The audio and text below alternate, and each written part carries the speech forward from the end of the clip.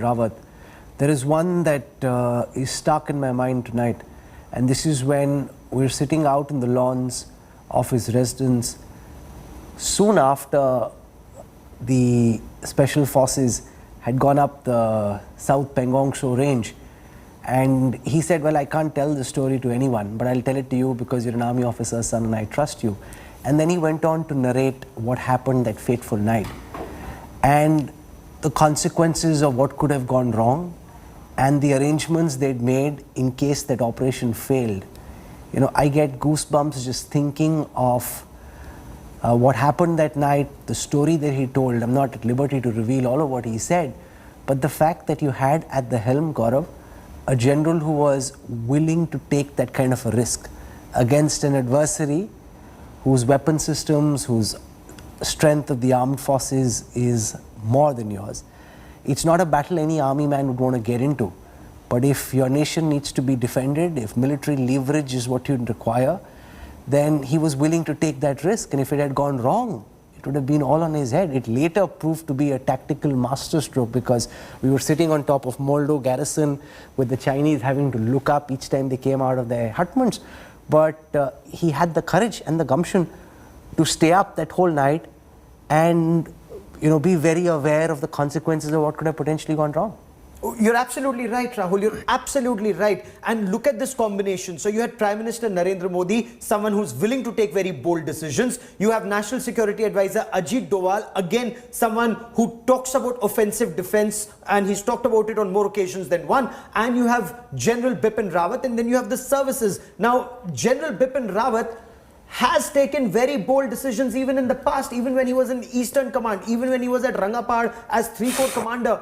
You know, they've taken some very, very bold decisions. So the surgical strike that had happened along the Indo-Myanmar border, very successful, not a single casualty to own self, to own army, and massive casualty to the terrorists at that point of time. That sent out a very strong message. A surgical strike that was carried out subsequently post-Uri, that sent out a very strong message. The fact that a chief's commendation was pinned on Major Gogoi's chest after what he had done. That was a very strong message that was being sent out within the army and to the environment. So here was a general who was willing to take those bold decisions. He didn't think about, you know, what people would say. Lok Laj wasn't in his mind. Army's interest and the nation's interest was, and that is why that extremely bold decision that was taken. So Army Commander, Northern Command, General Y.K. Joshi, the Army Chief, the CDS, very, very bold decisions were taken to dominate the Moldo garrison, Rahul. You see on your screen right now, Ajit Doval, former director of the Intelligence Bureau, our National Security Advisor, very close associate of General Bipin Rawat. Both come from Uttarakhand, both very proud Pahadis, and both playing in different dimensions a very important role in our national security. And I've seen them at Rashtrapati Bhavan and at various functions together. They shared a great camaraderie, a great sense of mutual respect. And Air Chief Marshal Falihomi Major, your sense of how we need to ensure that the mission which was started by General Bipin Rawat, this idea of a unified tri-services command, this idea of theaterization, which many in the Air Force, publicly and privately, had great reservations about. How do you carry the forces along? How do you do what might not be in somebody's short-term interest, but is in the larger national security interests of the country? Rahul, theaterization, I think, is now a given. It will happen. The issue is as to how it's going to happen. Late General Rawat kick-started the reforms, and it is now left for his successor to carry that forward and ensure that theaterization falls into place under harmonious conditions.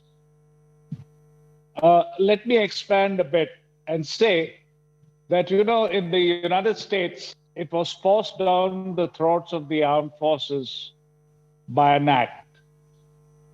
I will be very happy to see in our country that the three services themselves find a way to make theaterization happen and happen in a manner which will serve the country well in the very, very uncertain future of warfare.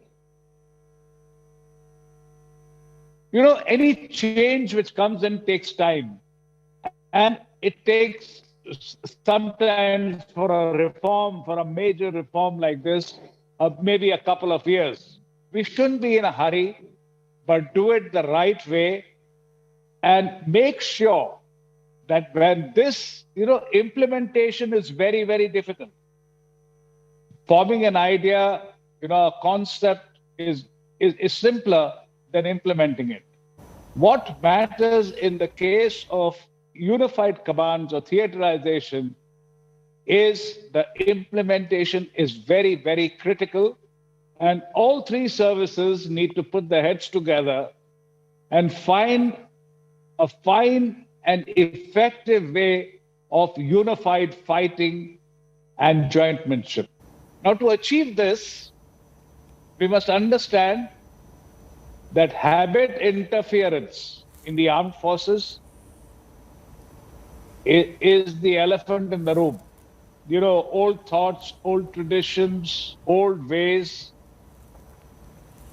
will come in the way of modernization and reforms. To give you an example, when you get a new equipment into the armed forces, whether it be the Army, Navy, or the Air Force, which comes after a long time, and you find that most of your people are used to a particular type of working on the old equipment, there is a friction for the change. Now, very similarly, when a new reform like the theaterization or unified commands comes in, the silos which have been created in the past need to be broken. And there has to be a very wise way in which this jointmanship comes about. It's very difficult to predict what kind of warfare will emerge in the future. But let me tell you that, this is my personal opinion, and maybe I'm wrong in my opinion, but what I feel is that in the future, there are classical wars are going to be far and few in between. Maybe not at all, because we, I think, have gone past the days when we saw, when we were trained and visualized that, hundreds of tanks would roll across the plains of Punjab or the deserts of Rajasthan for occupying territory. I think those days are gone.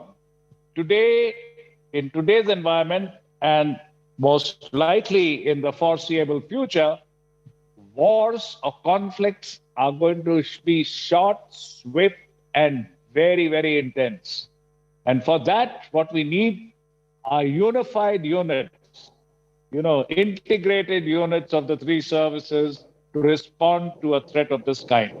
And to achieve this, I think what we need to do is to work together not as an add-on, but from the very planning stage. There should be no support services. Each service will be the key service in an operation. And if this understanding comes about as we go along in the reformation and in the formation of joint theater commands, I'm quite sure that sooner than later, we will achieve our aims of being a lean, mean armed force with the correct punch that we need in today's warfare conditions. Thank you. Look at the images on your screen right now. The fortitude, the strength of the family members of those who died, it just comes across as being so remarkable. There is no uncontrollable hysteria. When Ajit Doval was speaking to, I think, the wife of Brigadier Leader, she had a very small smile as she was narrating stories about her husband. And this is something very unique to the armed forces.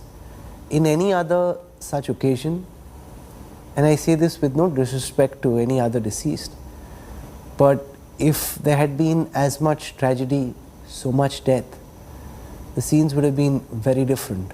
Unconsolable, emotions playing themselves out. Here there is a sense of steel which resonates across the armed forces, not just in the soldiers and the officers who wear the olive, but also those who send them away to work every day, who may not have gone to the National Defence Academy, who may not have been to the IMA, but they believe they are as much a part of the armed forces as those who serve. You're absolutely right, Rahul. I mean, that's Mrs. Lidder, speaking to the National Security Advisor. He was our defense attaché at Astana when Prime Minister Narendra Modi had gone for the Shanghai Cooperation Organization meet, and the National Security Advisor had interacted extensively, as had the Prime Minister, with the staff there at Astana. And Rahul, I was covering that summit.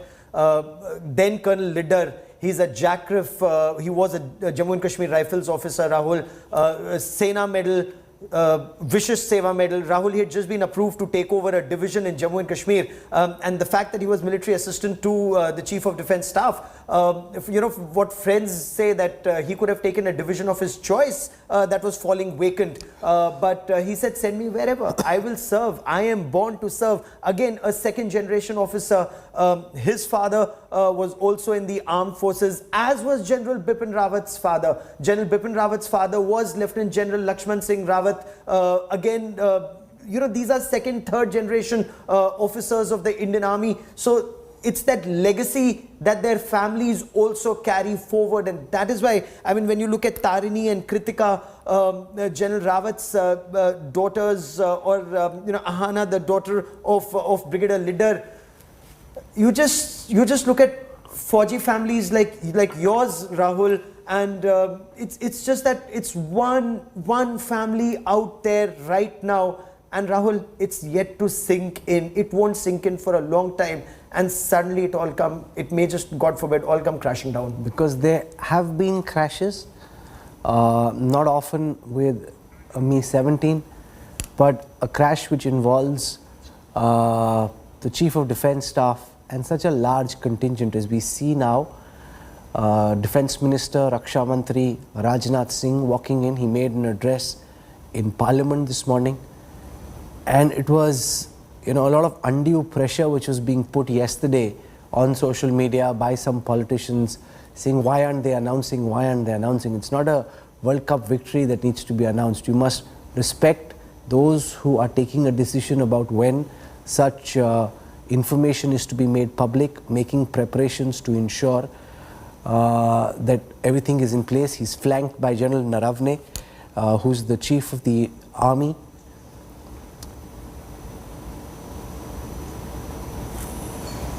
Meeting the families of those who were on board this ill-fated helicopter.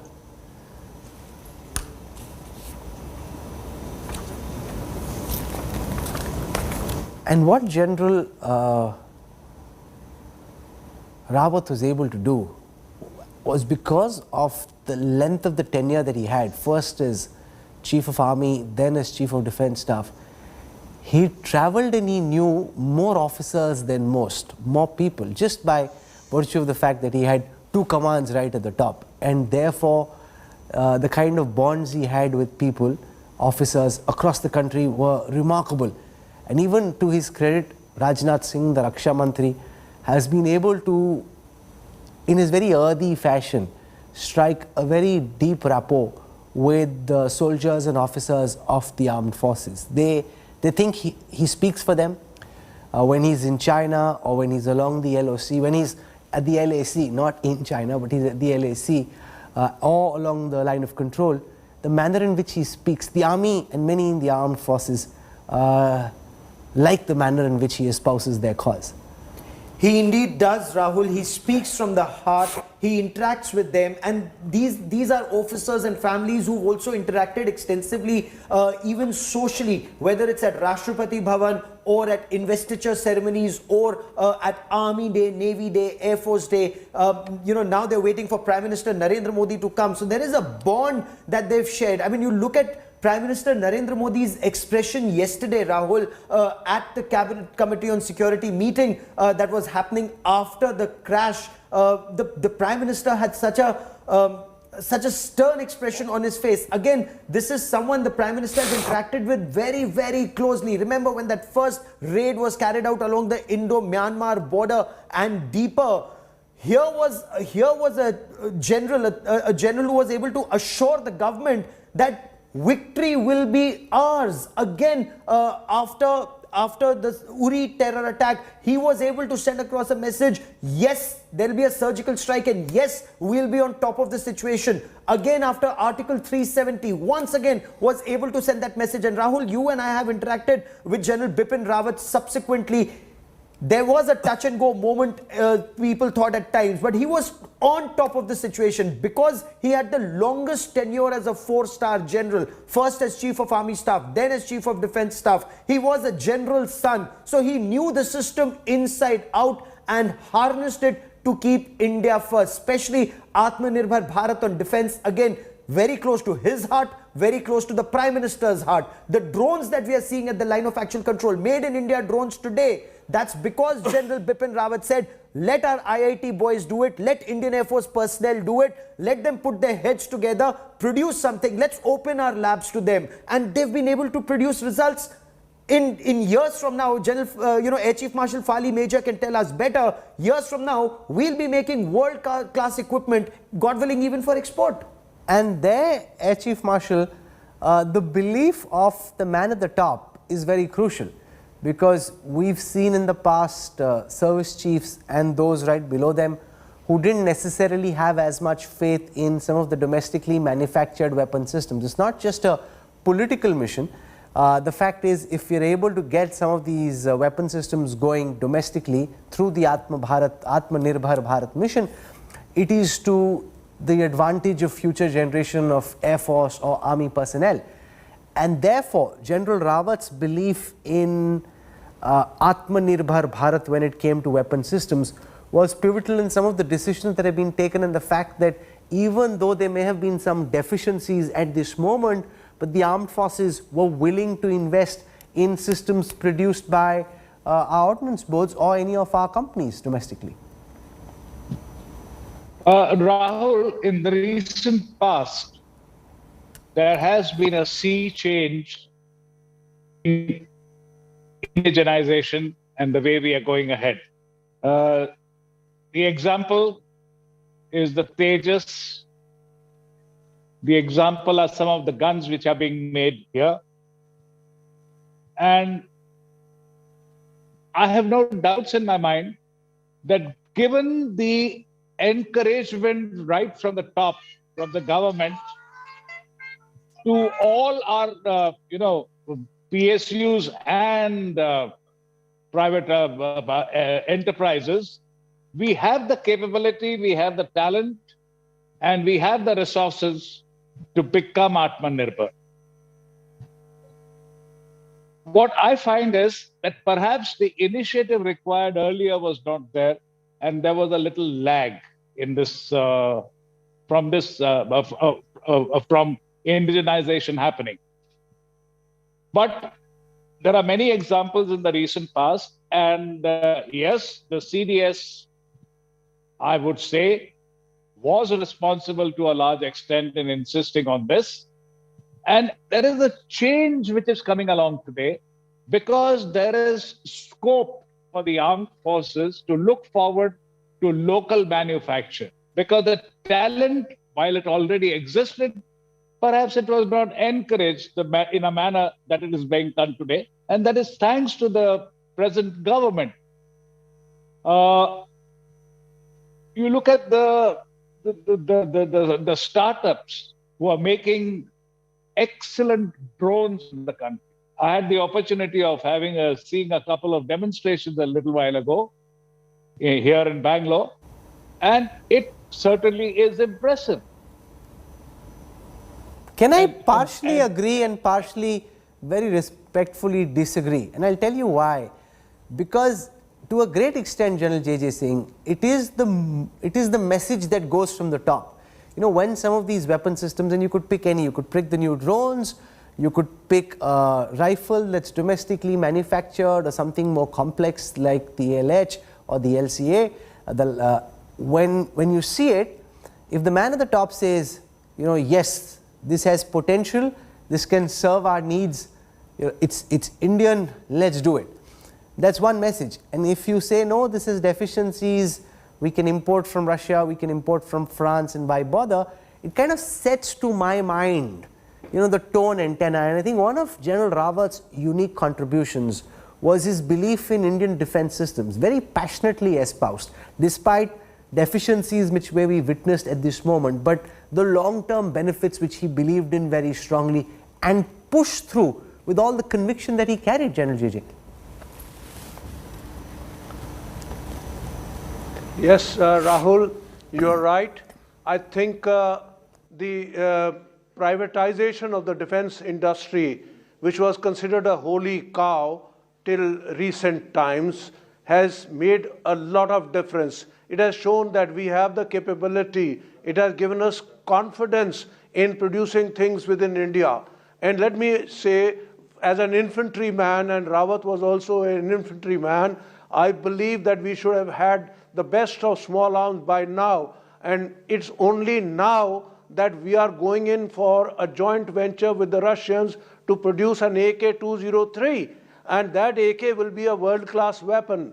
I also went to the extent of saying, okay, our ordnance factories make little low-grade weapons, let them make them for the 30% of the non-infantry people who don't need to fight in close quarter battle. So I said the ratio of 70-30, 70 for the infantry and the others exposed, the mech infantry who are exposed to combat hand-to-hand and close quarter, they need the best machine possible, the weapon like a rifle or a carbine, and now I'm happy that is going to happen. But it's taken so many years, and it's a matter of shame that when I went to visit Oman, in their museum, I found the Sten guns which are being used by us even today, which we gave them in 1950s because we gave them everything, uniform and equipment. So they said, now this is a museum piece. I said, oh my God, and nobody in the army really could have accepted it. And I did my best to get the modern weapon systems coming in, small arms. But Rawat has been successful. It goes to his credit that during his time, this agreement with Russia has been done, and we have a future where the best assault rifle will be there for our infantry. So I would like to say, partially we are to be blamed that as a system, we did not encourage the private entrepreneur, and we thought it's all classified matter. I'm sorry, today as the Air Chief Marshal Fali Major said that the Indians armed forces are ready to take even little lower quality, but to give it a chance, because the Model 2, Model 3, Model 4 will always be improved upon. So therefore, I personally feel we are on the right path, and India will emerge as a world power, both economically and militarily, and sit on the high table in the next 2 decades.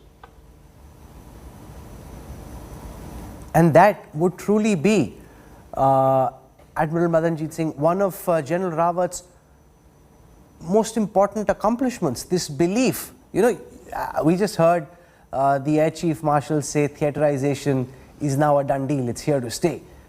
Just a few years ago, before this mission began, it wasn't necessarily what many in the Air Force or the Navy believed. They were hoping against hope that it wouldn't happen, and therefore, in that short span, he's been able to make very profound changes, not just in actual architecture, but in mental architecture, which very often is far tougher to change than just physical hierarchies of command.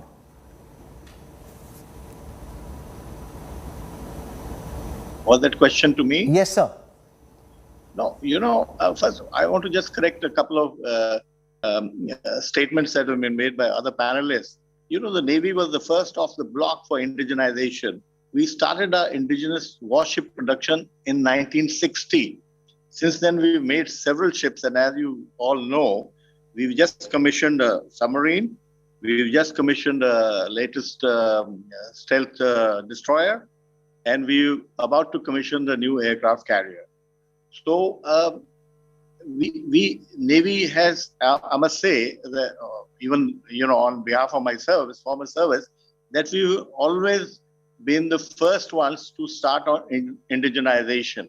And now, though we've had earlier on imported ships from Russia and elsewhere, but by and large, maximum number of our platforms are made in India. And we've gone ahead in various other ways, even to promote the MSMEs. Some of the MSMEs who have been involved in ship production with the Mazagon docks and Cochin Shipyard and GRSC have now become world-class. In fact, they are getting orders from countries abroad to supply these components, valves and various other things which go into a complex platform like a ship. And so we are totally committed, and by value and by volume, the indigenization is going as fast as we can. The only, I wouldn't say hindrance, the only slowing down factor is the budgetary support. And by the way, in all this process of theaterization and jointmanship, and if you look across the example of every other country, it has led to rationalization of manpower. Every of these major countries, the US, the Chinese and others, have all reduced their manpower by up to 50% because the nature of future warfare does not require so many people, so many boots on the ground, so many sailors on board a ship and things like that. And soon we are reaching a stage where we're going to have unmanned combat aircraft, unmanned, the other ships and unmanned, sea scouts which move ahead of ships and things like that. So we are slipping into that nature of warfare. And sitting in an office somewhere in the middle of the desert, you could be controlling a sea drone flying over the Indian Ocean, some part of the Indian Ocean, and getting the real life picture. So it's a different ball game altogether. So this must go hand in hand. And hopefully, with this, the study that has been launched, or the government has directed for the jointmanship, will lead to some of these issues, and we are able to spend our money better for what we actually need. And by the way, for the LCA, the Navy was the first one to commit 450 crores in the early 2000 for this project. And we are fully committed to have the naval version operating from the new carrier and perhaps the next bigger carrier. I am told that Prime Minister Narendra Modi has reached the Palam technical area. In a short while from now, the Prime Minister will be paying his homage to General Rawat and to the others. Remember, General Rawat in many senses was his choice, a deep selection as it were, and whether it is to appoint him as Army Chief or to have him picked to be the first Chief of Defence Staff was a decision that Prime Minister Modi took himself. He shared a deeper bond, a greater chemistry with General Rawat than most others, apart from all other reasons, for the sheer amount of time he spent with him. And Prime Minister Modi is a deep believer in defense reforms. And the fact that we're seeing some of these things, you see the speed at which these drones have been brought in, operationalized, deployed on the ground, or some of the changes that we are now talking about, which are taken as a given. Not just was it General Rawat who was leading from the front when it came to the armed forces, it was the backing he had of the Prime Minister which made some of this possible.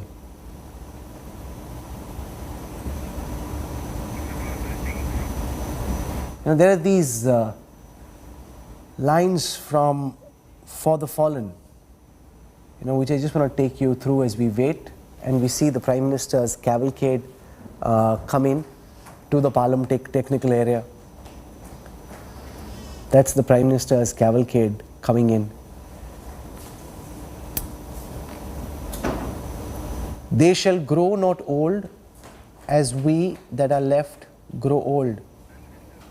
Age shall not weary them, nor the years condemn. At the going down of the sun and in the morning, we will remember them. They mingle not with their laughing comrades again. They sit no more at familiar tables at home.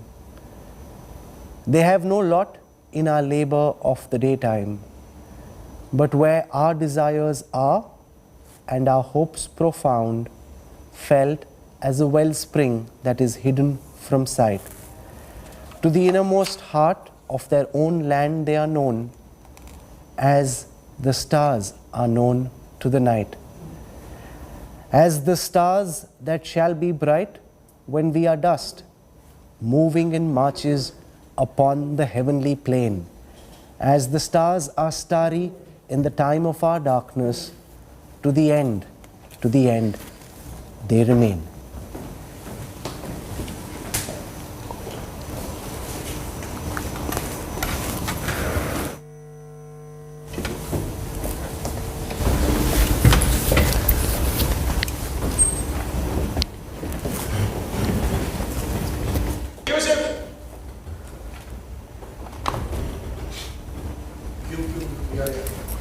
Prime Minister has just arrived at the Palam Air Base. That's his cavalcade that's just pulled up. The Defence Minister Rajnath Singh is there to receive him.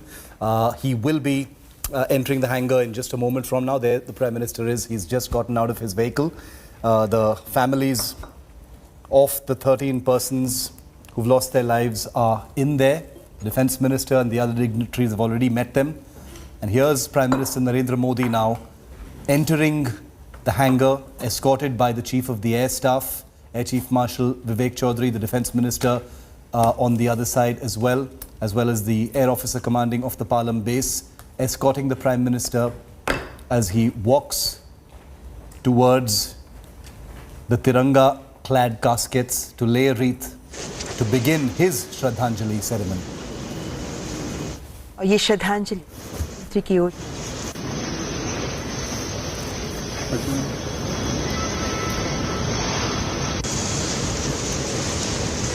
The Prime Minister ceremonially bidding farewell and paying tribute to an officer who he had handpicked to be the country's first Chief of Defence Staff, with far-reaching intentions as far as defence reorganisation were concerned. There were many things that Prime Minister Modi and General Bipin Rawat had wanted to do together. General Rawat had only 1 year left as Chief of Defence Staff, but a great amount was planned to be achieved in this 1 year, and that work by General Rawat remains unfinished. The Prime Minister now going towards the families, where he will be meeting each and every one of them after paying a floral tribute to all 13 caskets, from General Bipin Rawat to Mrs. Madhulika Rawat, to Wing Commander Chauhan, to Squadron Leader Kuldeep, to Lieutenant Colonel Harjinder, to Brigadier Lidder, to Junior Warrant Officer Das, to Junior Warrant Officer Pradeep. He will be paying tribute to each one of them individually. And that's what you're seeing right now. As he does his pranams to each one of those caskets, the Prime Minister knows that the grief of 12 families is standing right next to him, and the entire nation shares in the grief of these 12 families. The Prime Minister coming personally, a symbol of what General Bipin Rawat represented to the military, to the government, to the public, to India as a nation, because he was, after all, in many ways, a father figure to the security establishment, the country's top military officer. The Prime Minister shared an extremely good connect and a personal connect with General Bipin Rawat. And that's one of the reasons why the Prime Minister isn't just here in his official capacity. He's also here to bid farewell to someone who had become a friend, a military officer who he had come to respect greatly, someone who had played a role during the surgical strikes of 2016, someone who had played a role as Eastern Commander in the Myanmar surgical strikes the previous year in 2015, and someone whose military advice and counsel was something the Prime Minister counted on very deeply. So if this is personal for us all, if it's personal for the nation, it's definitely personal for the man you see on your screen, Prime Minister Narendra Modi as well. He knew the Rawats very well, and he will be meeting the other families today for the first time, including the daughters of General and Mrs. Rawat. Here's the Prime Minister now meeting with the families.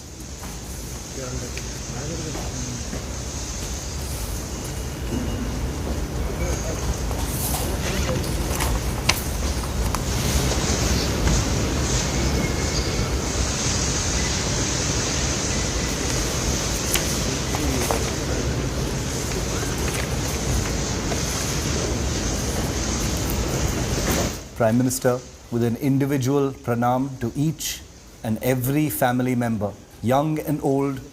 There are children there, there are aging parents there, and all of them receive a respectful bow, a namaste and a nation's thanks through the country's chief executive, the Prime Minister Narendra Modi, for each and every family member.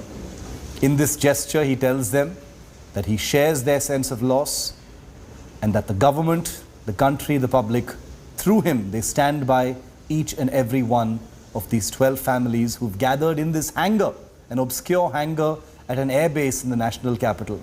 Something none of these families would have ever hoped to enter in these terrible and tragic circumstances. The Prime Minister with them in solidarity, not just as the Pradhan Mantri, but also as he calls himself, the Pradhan Sevak of the country. He's there to tell them that he is with them, he shares their sense of grief, and that the country will be galvanized towards nailing what this tragedy was caused by.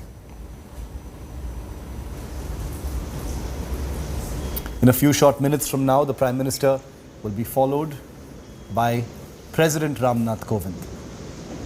The Prime Minister has completed his Shraddhanjali.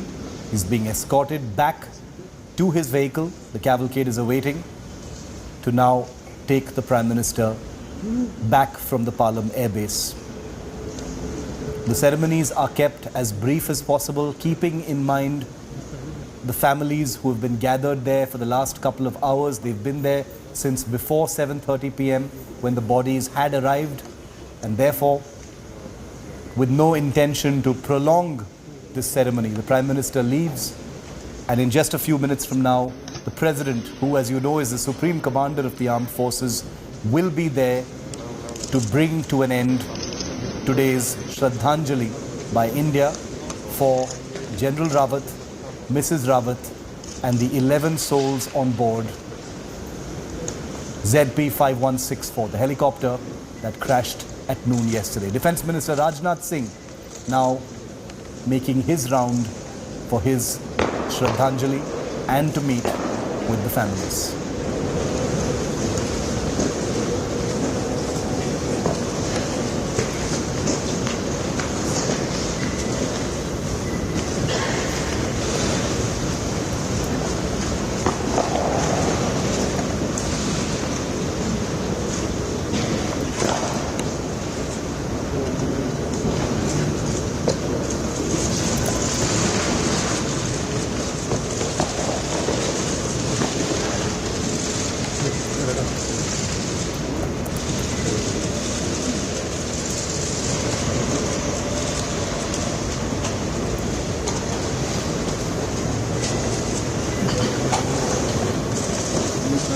Light लगा रखी है, जलाना है नहीं भैया मुझे फर्क दे क्या मेरे कैमरे में पूरा आ रहा है मोदी दिन आ ही नहीं रहा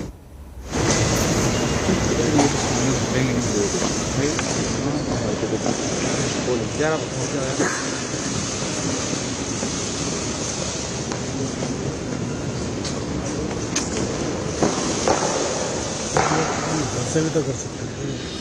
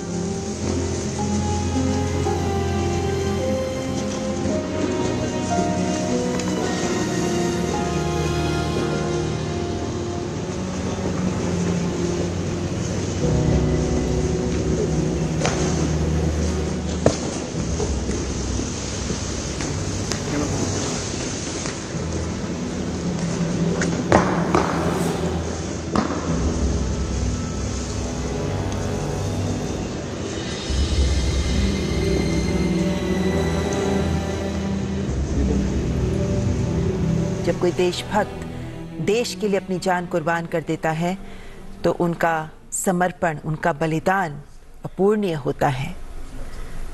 राष्ट्रीय सुरक्षा सलाहकार अजीत डोभाल सभी शूरवीरों को उनके बलिदान के लिए, उनकी देशभक्ति के लिए उन्हें श्रद्धांजलि अर्पित करते हुए रक्षा मंत्री राजनाथ सिंह, जो इस वक्त पालम एयरपोर्ट से प्रस्थान कर रहे हैं, राष्ट्रीय सुरक्षा सलाहकार अजीत डोभाल, जो बहुत करीबी तरीके से समझते हैं कि महत्वपूर्ण मिशंस में जो वीरता, जो देशभक्ति, जो रणनीतिक कौशल जनरल बिपिन रावत ने दिखाया वो अतुलनीय रहा है। अपने पूरे जीवन में जनरल बिपिन रावत ने जो उदाहरण प्रस्तुत किया, हर स्तर पर आईएमए से पास आउट होने के बाद और चीफ ऑफ डिफेंस स्टाफ के पद तक पहुंचने तक उन्होंने जो निर्भीकता, जो निडरता, जो वीरता प्रदर्शित की अपने जीवन में, वो अतुलनीय रही है। हर मिशन में उनका रणनीतिक कौशल दूसरों के लिए प्रेरणा रहा है। और अब तीनों सेनाओं के प्रमुख। And I'd like to bring Gaurav in as we continue our coverage. The person you see now paying his Shraddhanjali and saluting the departed souls is General Manoj Mukund Naravane, the Chief of the Army Staff. Gaurav, General Naravane,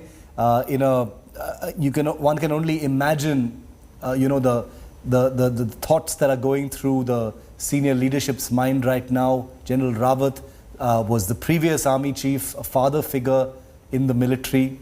The new chief of the naval staff, Admiral R. Harikumar, also paying his tributes. Gaurav. You're absolutely right, Shiv. If we were to begin with Prime Minister Narendra Modi, a personal loss. If you and I, as citizens of this country, we feel a personal loss, imagine the loss that Prime Minister of the country feels when he's placed immense trust in General Bipin Rawat. As you very rightly pointed out, Shiv, the confidence that General Rawat displayed in that cross-border raid that was carried out along the India-Myanmar border to eliminate terrorists, and how successful that operation was. Not a single casualty to own troops, and massive damage to terrorists and terror infrastructure along the Indo-Myanmar border. That was one big signal that was sent out. Again, post-Uri, the surgical strike that the Indian Armed Forces had carried out. Shiv, you and I have written about it. You've written extensively about that surgical strike. Again, it was the manner in which General Bipin Rawat was able to reassure the government that we are on top of the situation. Doklam, everyone thought that, oh my God, here is China that's transgressing Bhutan's border, trying to construct a road in Bhutanese territory, and that impacted India's national interest directly. A strong message had to be sent out. So the manner in which our troops were deployed along the India-Tibet border, along the India-Bhutan-China tri-junction, man to man, the number of troops that we deployed, the signaling that was sent out, and you and I interacted with General Bipin Rawat subsequently. We see the Defense Secretary right now paying his respects, and the Chief of Air Staff, Air Chief Marshal V.R. Chaudhary, Vivek Ram Chaudhary, paying his respects. And it's such a personal loss even for Air Chief Marshal Vivek Ram Chaudhary, losing people so close to him. So this tragedy, the families, perhaps it's yet to sink in. For the services, today these braves belong to the country. The families perhaps will mourn later, Shiv. Today it's the nation that mourns our braves, Shiv. The nation definitely mourns the braves, and each and every family member there will know that in this time of deep grief, the personal solidarity and gesture that's been shown to them, not just by the officers of the government leadership, but by Prime Minister Modi personally, the Defence Minister personally, the chiefs of the armed forces personally, because they are, after all, Gaurav, like a family, and each one of these families has an extended family in the military, and it's easy for us to talk about it, but the loss is, after all, theirs to bear, and for the units to suffer, and for the units to get over and move on. It's a very personal sense of loss that each one of these families and each one of these units will be feeling. The Chief of the Air Staff, who you just saw paying his tributes to the 13 souls, has just returned. He in fact returned along with the mortal remains of these 13 persons. They were in an Indian Air Force helicopter that had crashed. So the loss feels very personal for the Air Chief, because it was in an Indian Air Force helicopter that these lives were lost in that horrific accident.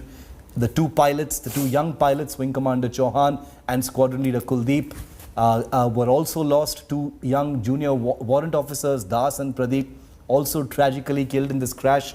And there is no doubt that Air Chief Marshal Vivek Chaudhary will also be thinking about Group Captain Varun Singh, the lone survivor of yesterday's accident, who is battling between life and death. There's no other way to put it. Right now, far away in Bengaluru. He's in very good hands. He's on life support. Some of the country's best military doctors are treating him, but he is critical and he lingers right now between life and death. He's unconscious, and every effort is being made to make sure that he recovers in some form or the other.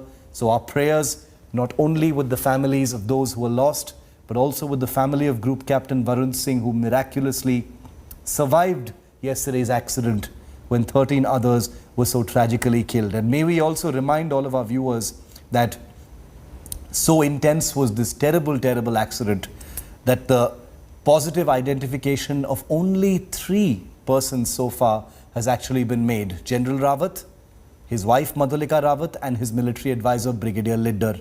The other positive identifications will only happen after DNA testing, which will take place at the Army Base Hospital between tomorrow and the weekend. Every effort is being made to ensure sensitivity, and so that the mortal remains of loved ones can be returned specifically to each and every family, so they can conduct their own grief and their own private send-off ceremonies with their extended families. So that's one effort that I wanted to highlight. The Prime Minister had tweeted yesterday. The Prime Minister is someone who had kept in very close contact with the Chief of Defence Staff, General Bipin Rawat, and therefore the loss being felt by him. You don't see it because it was such a brief Shraddhanjali, but this is a loss that is being felt extremely personally by the Prime Minister. Tomorrow is when the mortal remains of General Rawat and Mrs. Rawat will be at the Chief of Defence Staff's residence in central Delhi, where between 11 and 1 p.m. there will be ceremonies where both the public dignitaries, say civilian dignitaries, and then military dignitaries will be permitted to enter and pay their respects. COVID protocols are being observed very strictly. Even at this tragic time, those things cannot be sidestepped even for a moment, because the Omicron threat is always there. The families of each of the warriors who've been lost in this accident now pay their respects.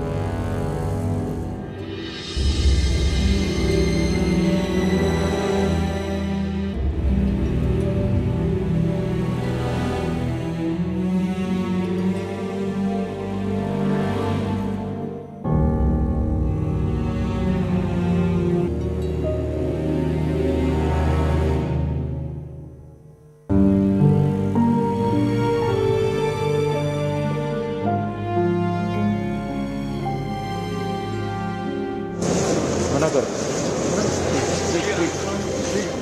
कुछ चीज़ों को secret रहने दो last तक. Camera persons there to switch off the cameras, so we'll be winding down our coverage in just a moment. This is the winding down of the Shraddhanjali ceremony as the personnel ceremonially march out of that event, and that brings to a close the Shraddhanjali ceremony for the 13 souls, including Chief of Defence Staff General Bipin Rawat.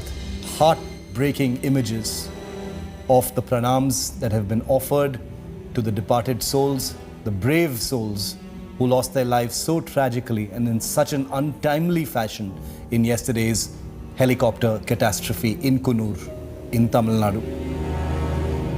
The accident happened hundreds of miles away in Coonoor, and today the mortal remains of all 13 are here in the national capital, Delhi, where the entire government leadership has paid tribute and expressed solidarity with the families.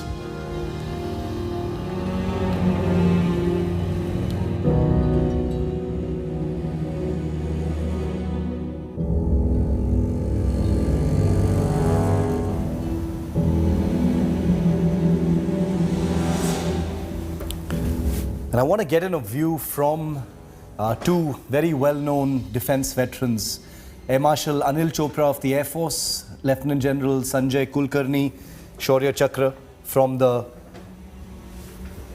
Indian Army. Welcome to you both. Thank you very much for being with me. Gaurav continues to be with me on this extremely heartbreaking coverage. General Kulkarni, somber images, heartbreaking images, a great deal of grief, but also a nation galvanized. The Prime Minister perhaps speaking for every Indian as he bowed in pranam to each of those 13 souls. Take us through what these pictures mean for those families and for the military, sir. Sheriff, indeed very, very sad. Very, very sad. Without fail, I can't imagine. It's something, very heartbreaking, very touching, very, very touching. Each one of them, I think the loss is personal for all of them, and for me, for having been associated with them, I think I really feel it. I can't express, I have no words to tell you, Sheriff, what I'm watching and what I'm seeing. It's really terrible.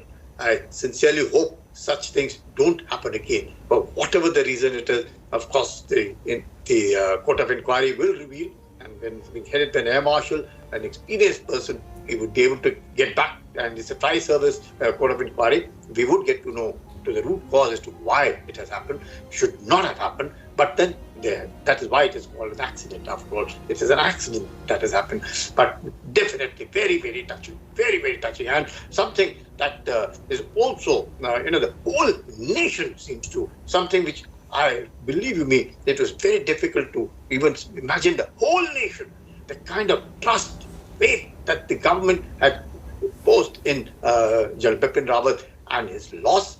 You can see the way everyone in the nation is feeling. I've been getting calls from abroad to say, what happened? What happened? How did it happen? What happened? How did it happen? It's something which comes very natural to every Indian settled anywhere in the world, because they saw in him a leader. They saw in him a man leading from the front. They saw that he was a deterrent, and that is what, even though whatever the global time might say, but the heartfelt condolences even being offered by the Chinese envoy, coming from the Chief of Army Staff of the Pakistan Army. And I understand Bangladesh Chief, the Sri Lankan Chief, and the Nepalese Chief are also to attend the last flight. It's something which is the whole world, the entire nation feels. Someone who may have never ever met him, but this tragic loss is being felt by one and all. There is not a soul in this country. There are many in the world.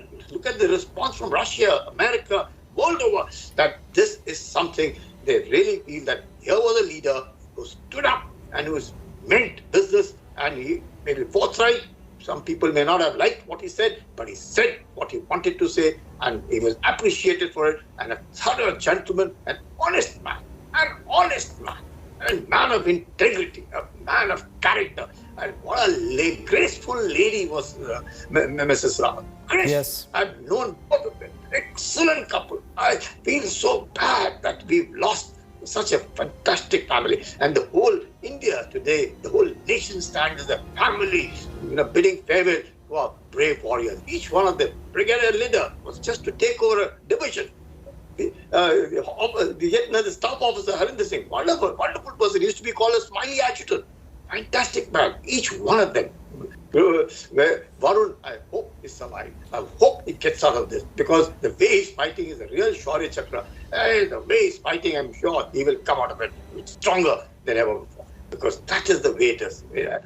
I think the nation has left nothing, but they feel very, very strongly for a family, that and his own family, a whole lot of them there are his family, whether it was the DA, whether it is staff officer, his personal staff, each one of them, he was loved by one and all.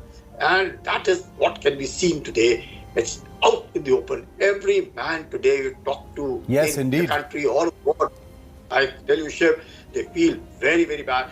I'm feeling extremely, extremely bad. I've lost a friend, I've lost a family. Oh, it's terrible. It's really very moving. And the entire nation, I mean, in all these pictures, it is so clear how the nation has really come together in this grief. I mean, just look at these pictures. Each one of these families so gracious, holding their composure so incredibly well, and then breaking down in front of the caskets containing the remains of their loved ones. How does anyone ever put ourselves in the shoes of these incredible families? As we salute the departed, we equally salute these families, because it is on the shoulders of such families that heroes live and die. It truly is on the shoulders of the military families that our soldiers, our warriors, our personnel are allowed to live the lives that they actually do. I want to bring Polomi in also. Polomi Saha is reporting from the Palam Air Base.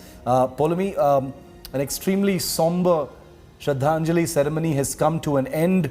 Tomorrow is when the lie-in state ceremony for General Rawat and Mrs. Rawat will be taking place at his residence. We'll go to Polomi in just a moment. But Gaurav, yeah, you want to come in? Gaurav, go ahead. That image on our television screen right now, that's Mrs. Liddar. Yes. And that's their daughter, Ashna. Shiv, just you and I have talked about this just last week. Her book came out, In Search of a Title. And last week, we were all celebrating that book. Brigadier Liddar, and there was also a celebration that Brigadier Liddar was to take over a division in Jammu and Kashmir just weeks from now. So everyone was looking forward to that great, taking over a division, young daughter writing a book and doing so well in life. And suddenly all you see is tears, and yet they're holding themselves so remarkably. This is, these are truly army families. Second generation officers, second generation military families. Look at General Bipin Rawat himself. His father, yes, Lieutenant General Lakshman Singh Rawat, was a Lieutenant General in the Indian Army. General Rawat himself, longest serving 4-star general in India, Chief of the Army Staff and then Chief of Defence Staff. And the reforms that he was trying to carry out, he was a man on a mission. And that is why today, Shiv, what you and I see, what you and I report is from Ladakh to Lakshadweep, from Kashmir to Kanyakumari, from Arunachal Pradesh to Gujarat, there is grief. He may not have met a billion-strong nation, yes, but he had impacted so many lives that everyone, virtually everyone that we speak to or we even read about is feeling the loss. This loss is truly personal, Shiv. It's incredibly personal. One cannot even describe how personal this is, and you can only imagine the families. As Gaurav said, I don't think anybody is going to forget these images in a hurry. But just to remind everyone that we feel this terrible sense of loss today. We won't be feeling this way next week. Most of us will carry on with our lives, but it is these families that will live with this sense of loss forever. And that's why I appeal to all of our viewers, all of our our audiences in India and around the world, that please join us as we pay tribute to these people and continue to detail their stories, because these are stories that every Indian must know about. I can tell you that they died in a helicopter crash a helicopter crash which was a routine thing that happens in the military. But each one of the people on board that helicopter had a story to tell, had a background behind them, and leaves behind a family, and we will continue to tell those stories. Polami, it's going to be a long night for the families of the departed. Tomorrow is when the ceremonies for General and Mrs. Rawat will be taking place as well. And as we know, the identification of the mortal remains is a tragic exercise that's still continuing even now. But this ceremony at Palam has come to an end. That's right. The Shraddhanjali has been paid. The tributes have been paid. The Prime Minister was here. The Raksha Mantri was here.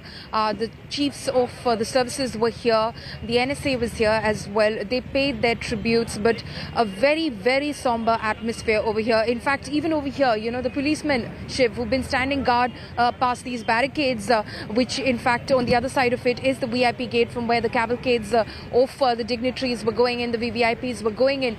They have been, you know, everyone seems to be wearing a look of,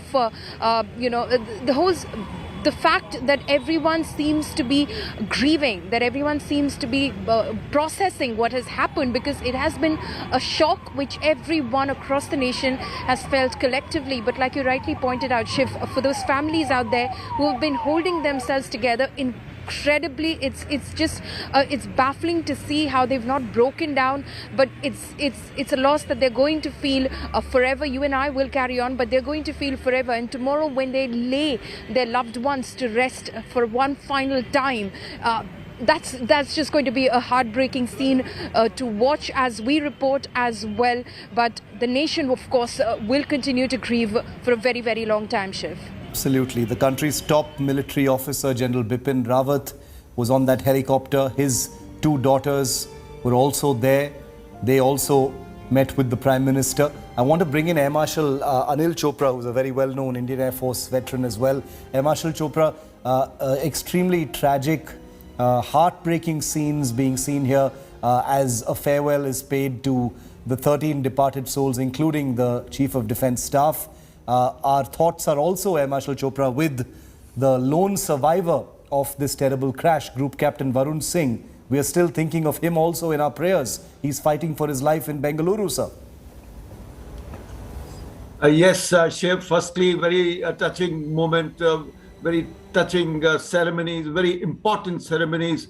You know, for a soldier, it's very important to know that when the time comes when he has either sacrificed his life, either on work or in war, how well he is seen of, how much honor the country gives. And see, today we have the Prime Minister of the country leading this farewell ceremony to these 13 people who have, who have been lost in a very, very unfortunate accident. I must tell you that we in the military world over give so much importance to this send-off, the formal ceremonial send-offs. You know, why the last post is there, you know, why we give so much of importance to cemeteries, to war memorials, to honor the dead, so that their sacrifice is seen by everybody. It motivates them, the family, the country, the youth, to know that the sacrifice has not gone waste, and the whole country has been there to absolutely honor their sacrifice. So I thought this is important to mention, yes, that when the National War Memorial came up, we all felt so proud in the military. For the last 60 years, we've been asking for having one. It is because we feel that those who have, martyred for the country must be given the honor.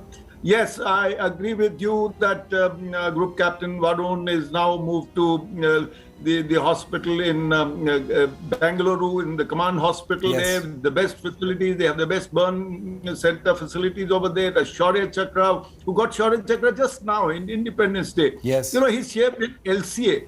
He's a test pilot. He's saved in LCA. He was flying at high altitude. The pressurization system failed. Thereafter, the control system failed. And being a test pilot, he kept his cool and brought the aeroplane safely back. And for that, he was given this Shaurya Chakra.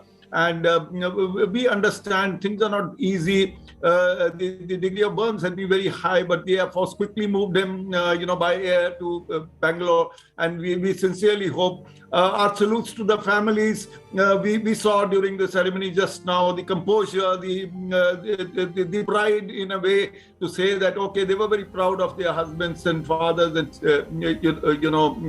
their children. So I think the ceremony has been held very gracefully. We in the military greatly appreciate when the Prime Minister of the country himself comes and pays tributes. You saw the way, the grace with which the Prime Minister went around coffin to coffin, offering floral tributes, and it is really a touching moment for the whole country. And we in the military are very proud that our leadership is with us all the time, in good or bad. Air Marshal Chopra was talking about Group Captain Varun Singh. He's the man you see on your screen right now. He's fighting for his life far away in Bengaluru at the command hospital, which, as Air Marshal Chopra affirmed, has one of the best burn units in the country. He's suffered extensive burns. He suffered a great deal of injuries to his body. He's a brave fighter pilot who was decorated with the Shaurya Chakra earlier this year for his expert handling of a mid-air emergency in an indigenous LCA Tejas fighter jet. And today, he has miraculously survived an accident yesterday that took the lives of the other 13 people on board, including both the pilots of the helicopter, the Chief of Defence Staff, and all the rest of the persons on board that ill-fated Mi-17 V5 helicopter. We understand that every effort is being made to save Group Captain Varun Singh, and we pray tonight with his family as well. Take a look at this report.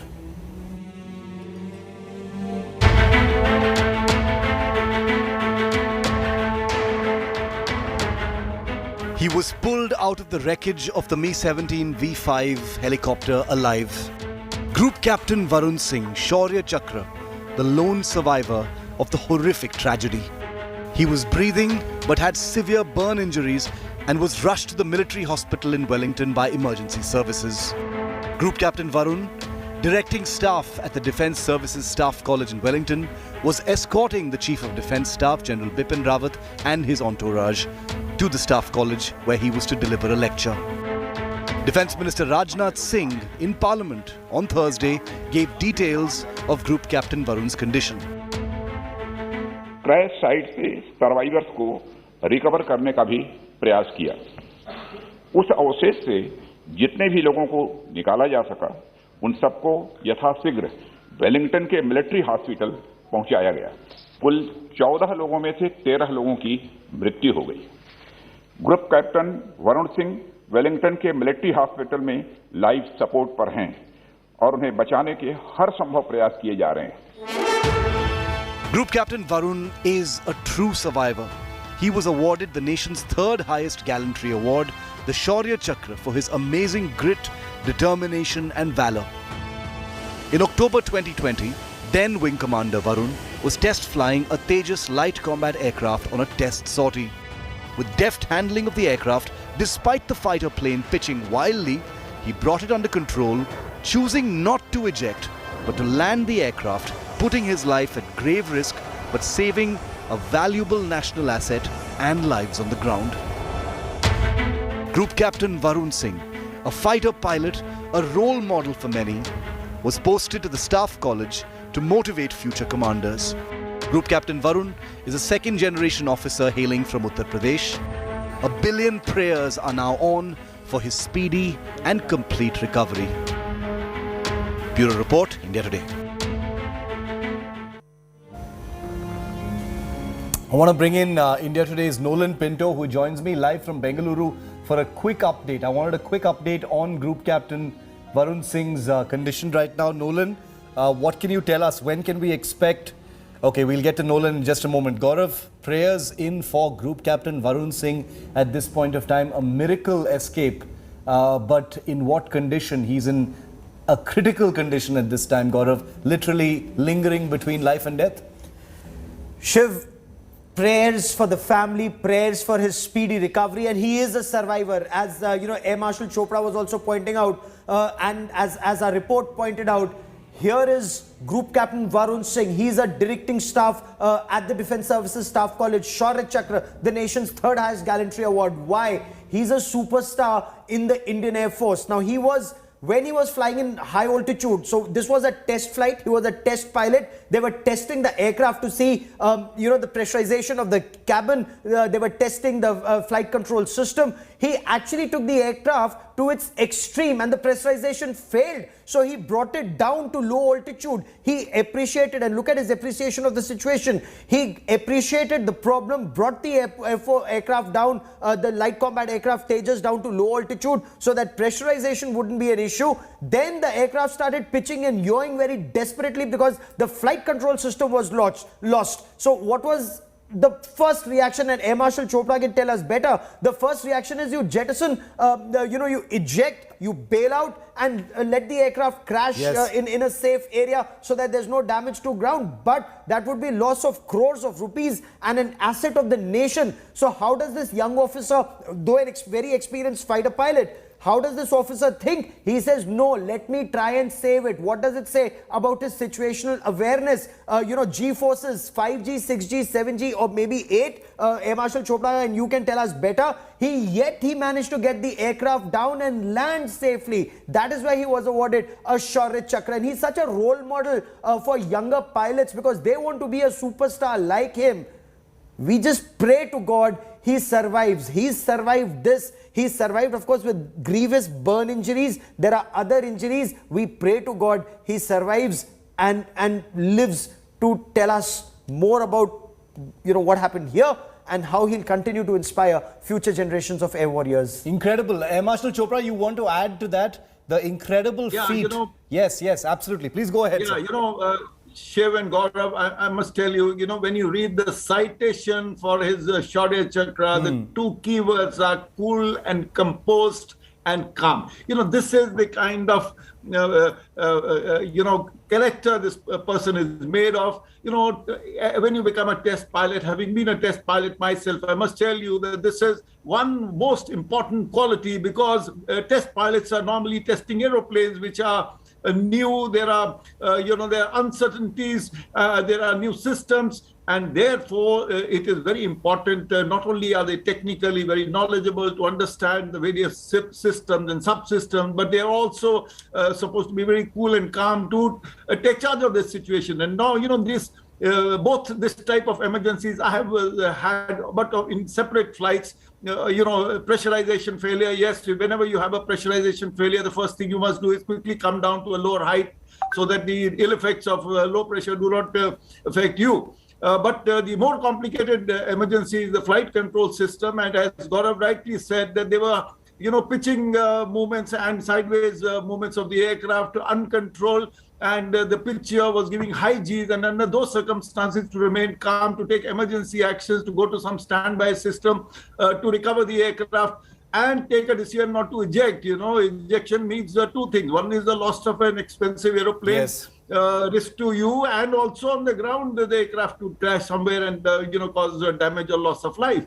So under these circumstances, to remain calm and cool and to have brought the aeroplane down is what the citations say. So he is an outstanding professional. It's important that, at this moment, we all pray that he survives and, get back to life. You see the pictures, such a handsome young officer. And, I can visualize what must be going on in the minds of the family, like the rest of the nation. I'm sure we all are. And they are all praying and hoping that the fire in him will survive and he will be here with us soon. Yes. We really pray so strongly for that, Air Marshal Chopra. We join you in that prayer. I want to get a word in from Bengaluru. In fact, India Today's Nolan Pinto was at the command hospital earlier today. Nolan, can you bring us up to speed on what the doctors are saying? Any health bulletin or update on Group Captain Varun? We understand that he's critical. Well, Shiv, in fact, when he was brought over there, the one thing that we have noticed now from the Air Force authorities is that they are completely tight-lipped. But our sources tell us exactly, it's similar to what the Defence Minister said, that his condition is extremely critical, but they are doing everything they can in order to save him. And that is one of the reasons why he was actually airlifted from Coonoor Air Force Base to Bengaluru, from the military hospital in Wellington to the hospital over here at the command hospital, because they have experts who can treat him and are doing their best as of now. And just now, say about 10 minutes ago, Chief Minister Boma as well as the Governor of the state of Karnataka went to the command hospital to inquire about his health, the treatment that he's being given as of now. Nolan, thank you for getting us that update. We will continue to pray for Group Captain Varun Singh. We pay homage and tribute to the officers, the soldiers and Mrs. Madhulika Rawat, who passed away in this horrific accident. But the lone survivor, Group Captain Varun Singh, who survived, is continuing to fight for his life.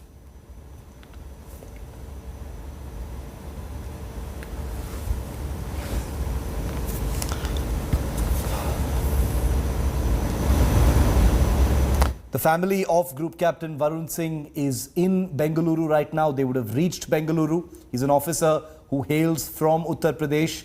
He was part of the directing staff at the Wellington Defence Services Staff College, where he was had gone to Sulur to escort the VIP visitor, General Bipin Rawat, to Wellington at the Defence Services Staff College, where he was to deliver that lecture, a lecture which was left undelivered. Gaurav, the family of Group Captain Varun Singh will be there. And I just, since many of our viewers will be asking, the families are taken care of in a very, very sensitive manner at times like these. Are they not, Gaurav? When information is very little, there's a lot happening in the media. There is Shraddhanjali being paid to the people who've been, killed in this accident. But the Air Force will be treating this family as one of its own as they try to save Group Captain Varun. Absolutely, Shiv. The fact that he's been moved from the Wellington Military Hospital to the Aviation Medicine Hospital in Bengaluru, that's the biggest and the best Indian Air Force hospital in our country, and aviation medicine is what they deal with at all times. So they've moved in there. He has very critical of course, it's for the doctors to say. He has burn injuries, he has other injuries, and doctors, you have the best doctors in the country, in the Indian Air Force, who are treating him at this point of time.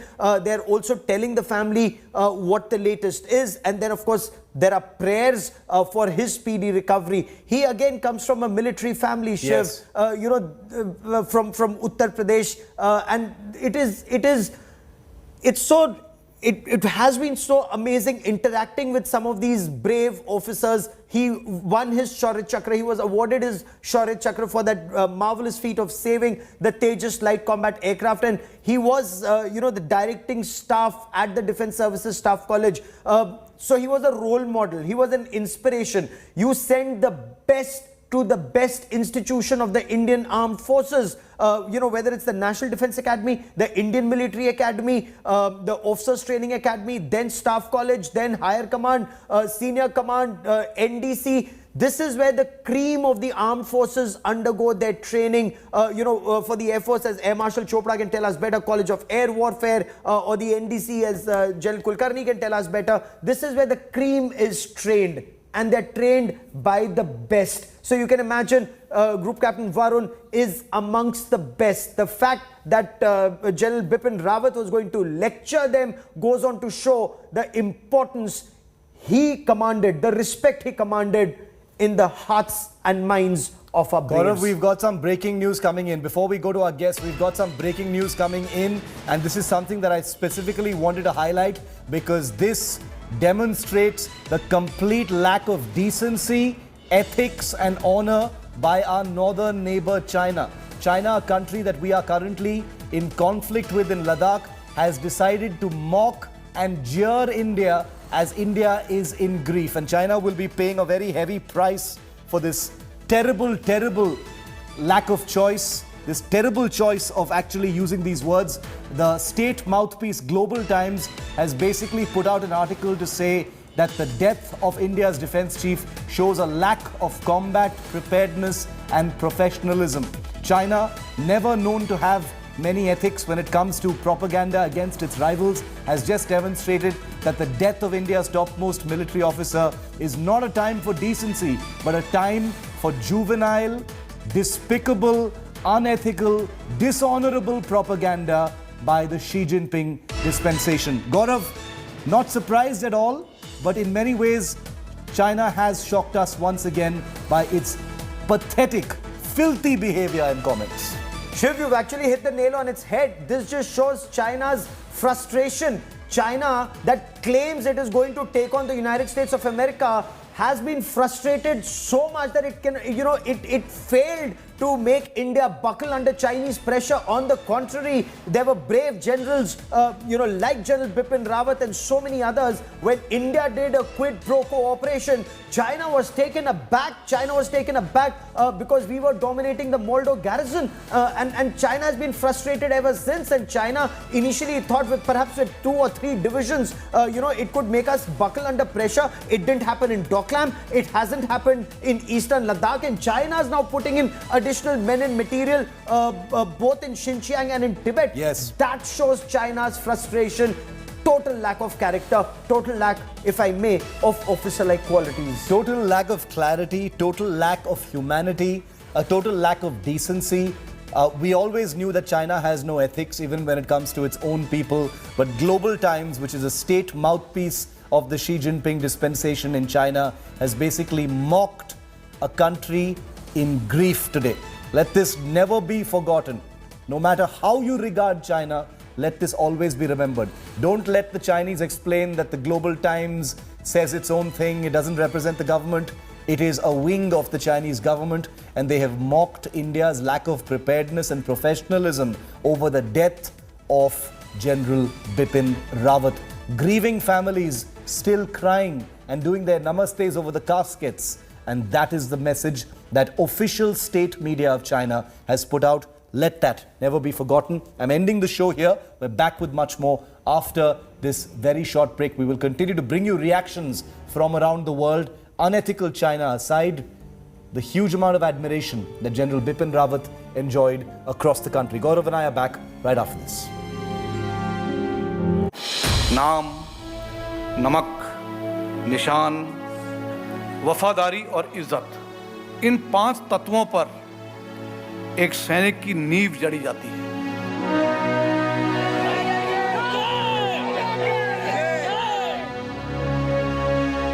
भारतीय सेना के ऊपर अगर कोई बुरी नजर डालेगा तो उसका नष्ट कर दिया जाएगा।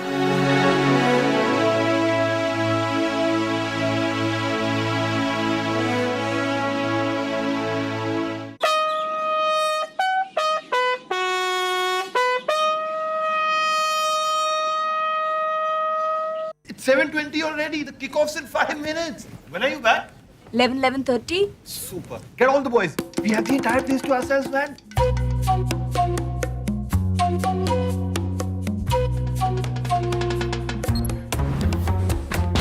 One sec. Not working? Of course it is. But I don't want you guys to be using this bathroom. So use the other one.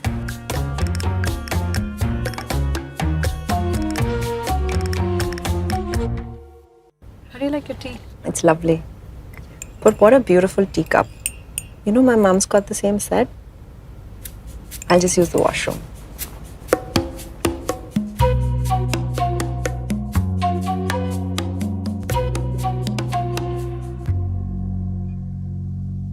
Hey, I noticed something new. You started using a new body lotion. Funny.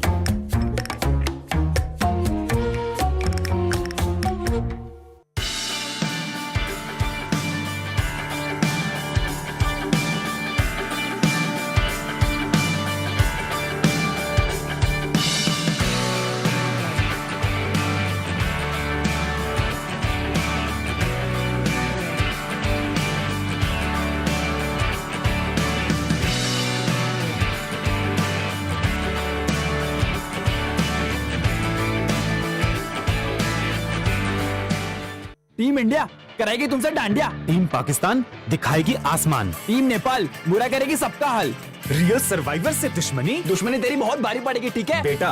Grand masters को ना challenge नहीं करते। Challenge नहीं, अंदर जाके मारेंगे। तू जानता नहीं है मेरा बाप कौन है। तू बाप को सिखाएगा। बातें बंद, बैटल शुरू। अरे रुको रुको। The World Esports Cup. World Esports presents the ultimate clash of three countries: India, Pakistan, Nepal. Game है तो फेम है।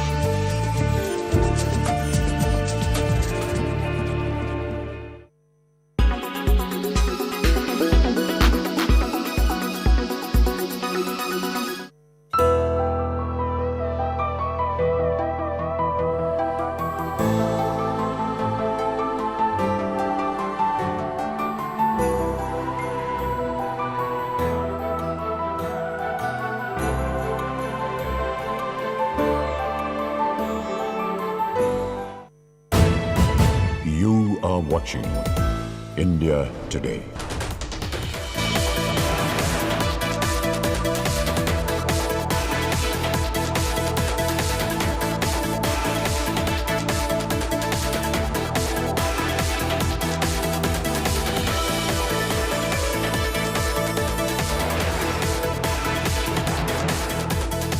It's 7:20 already. The kickoff's in 5 minutes. When are you back? 11:30. Super. Get all the boys. We have the entire place to ourselves, man.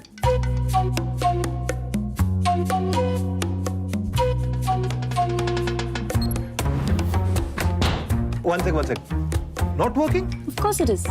But I don't want you guys to be using this bathroom. So use the other one.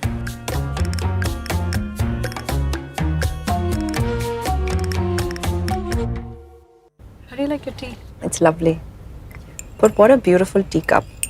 You know, my mom's got the same set. I'll just use the washroom.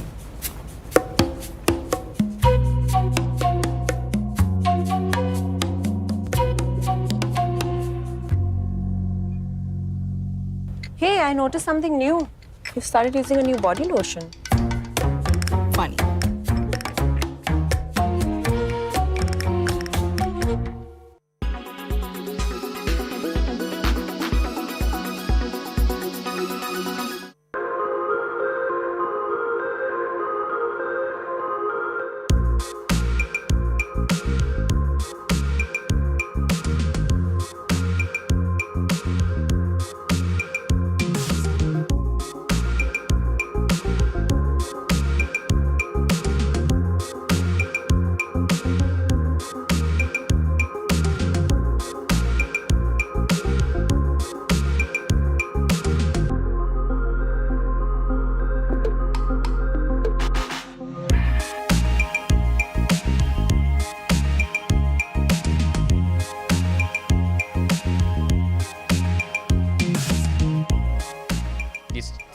Shark species are bottom species. They must living in the coral reef, and then when we gently open the basket, we use the basket to take them down to the bottom.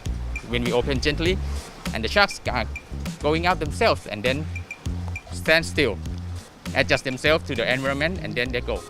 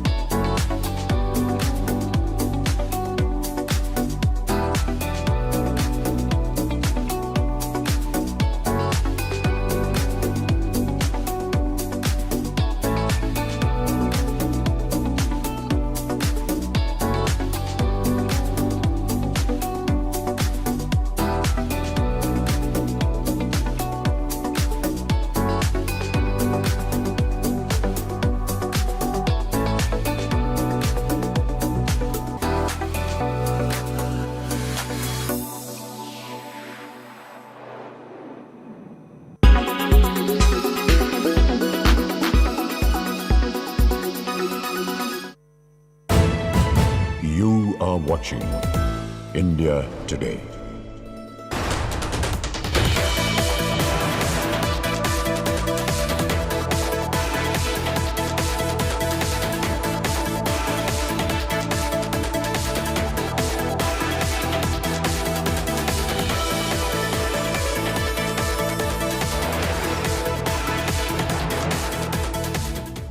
It's 7:20 already. The kickoff's in 5 minutes. When are you back? 11:30. Super. Get all the boys. We have the entire place to ourselves, man.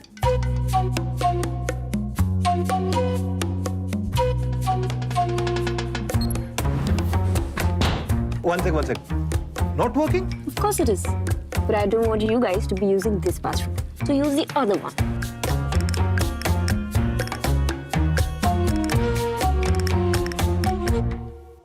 How do you like your tea? It's lovely. But what a beautiful teacup. You know, my mom's got the same set. I'll just use the washroom.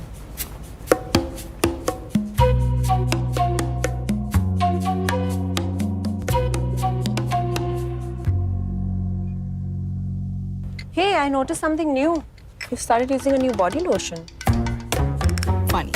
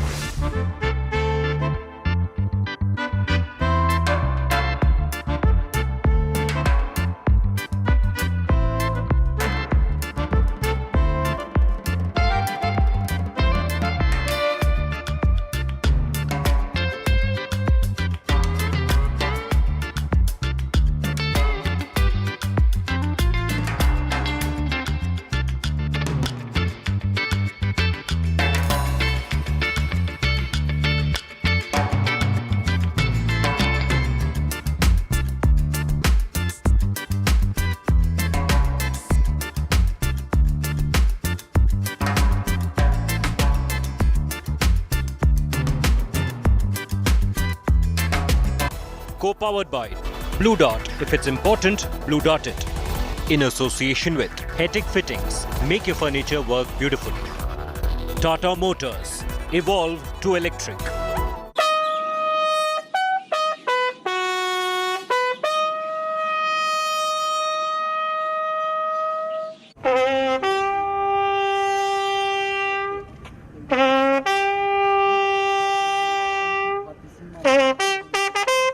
India in tears salutes Bravehearts.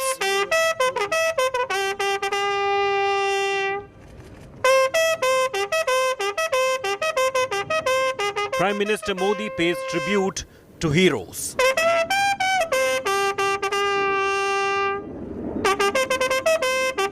Grief of a nation on full display.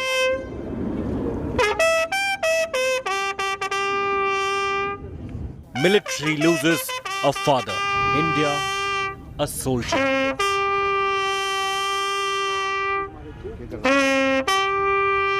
India will never forget the sacrifice. Farewell, Bravehearts. A nation will never forget. The Shraddhanjali has been done, but the stories of those we've lost will remain in our hearts, and we will continue to tell you their stories. Thanks for being with India Today's coverage as we pay tribute to those we've lost in yesterday's helicopter crash. I'm Shiv Arur. Me and Gaurav Sawant will be leading you through our late night coverage tonight. The headlines first at 10.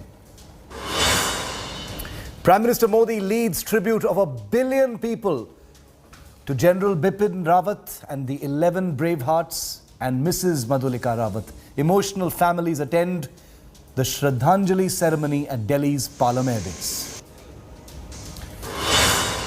India Today has a video capturing the last 15 seconds of the ill-fated helicopter before it impacted the hillside. Black box recovered. Indian Air Force Chief personally inspects the crash site. Lone survivor in the chopper crash, Group Captain Varun Singh shifted to Air Force Hospital in Bengaluru. He's on life support, critical but stable. Farmer unions suspend year-long protest after centre accepts their demands. Farmers start to leave borders. Tents have been removed.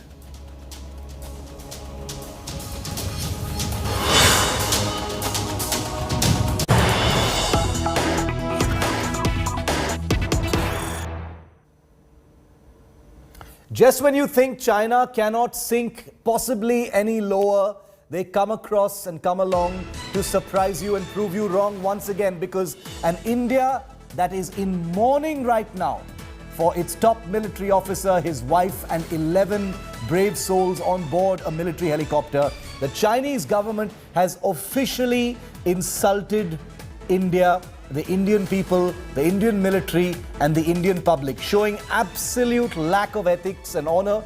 The Chinese government's virulent mouthpiece, Global Times, which cannot be dismissed as any rogue element since it is state-sponsored media of China, has tweeted an article insulting India's top military officer. The Global Times says in its piece that the death of India's defense chief in a chopper crash on Wednesday not only exposes India's military's lack of discipline and combat preparedness, but also deals a heavy blow to the country's military modernization. A country in grief has been insulted by a country that gave birth to the COVID pandemic, and a country that now has shown all complete semblance of ethics and honor to insult its neighbor in grief.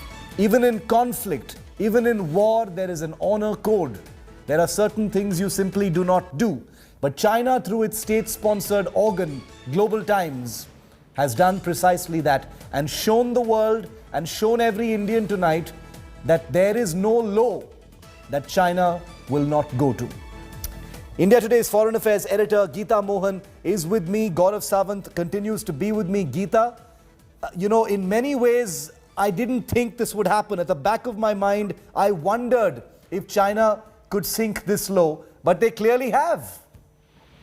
Well, the kind of narrative building that we've seen by China in the recent past, Shiv, is another level altogether. It began with the Twitter war between Brahmachalani and the Chinese wolf warriors, so to say, online, where Brahmachalani had likened this entire incident to one of the Chinese copters having crashed and then having lost senior officials.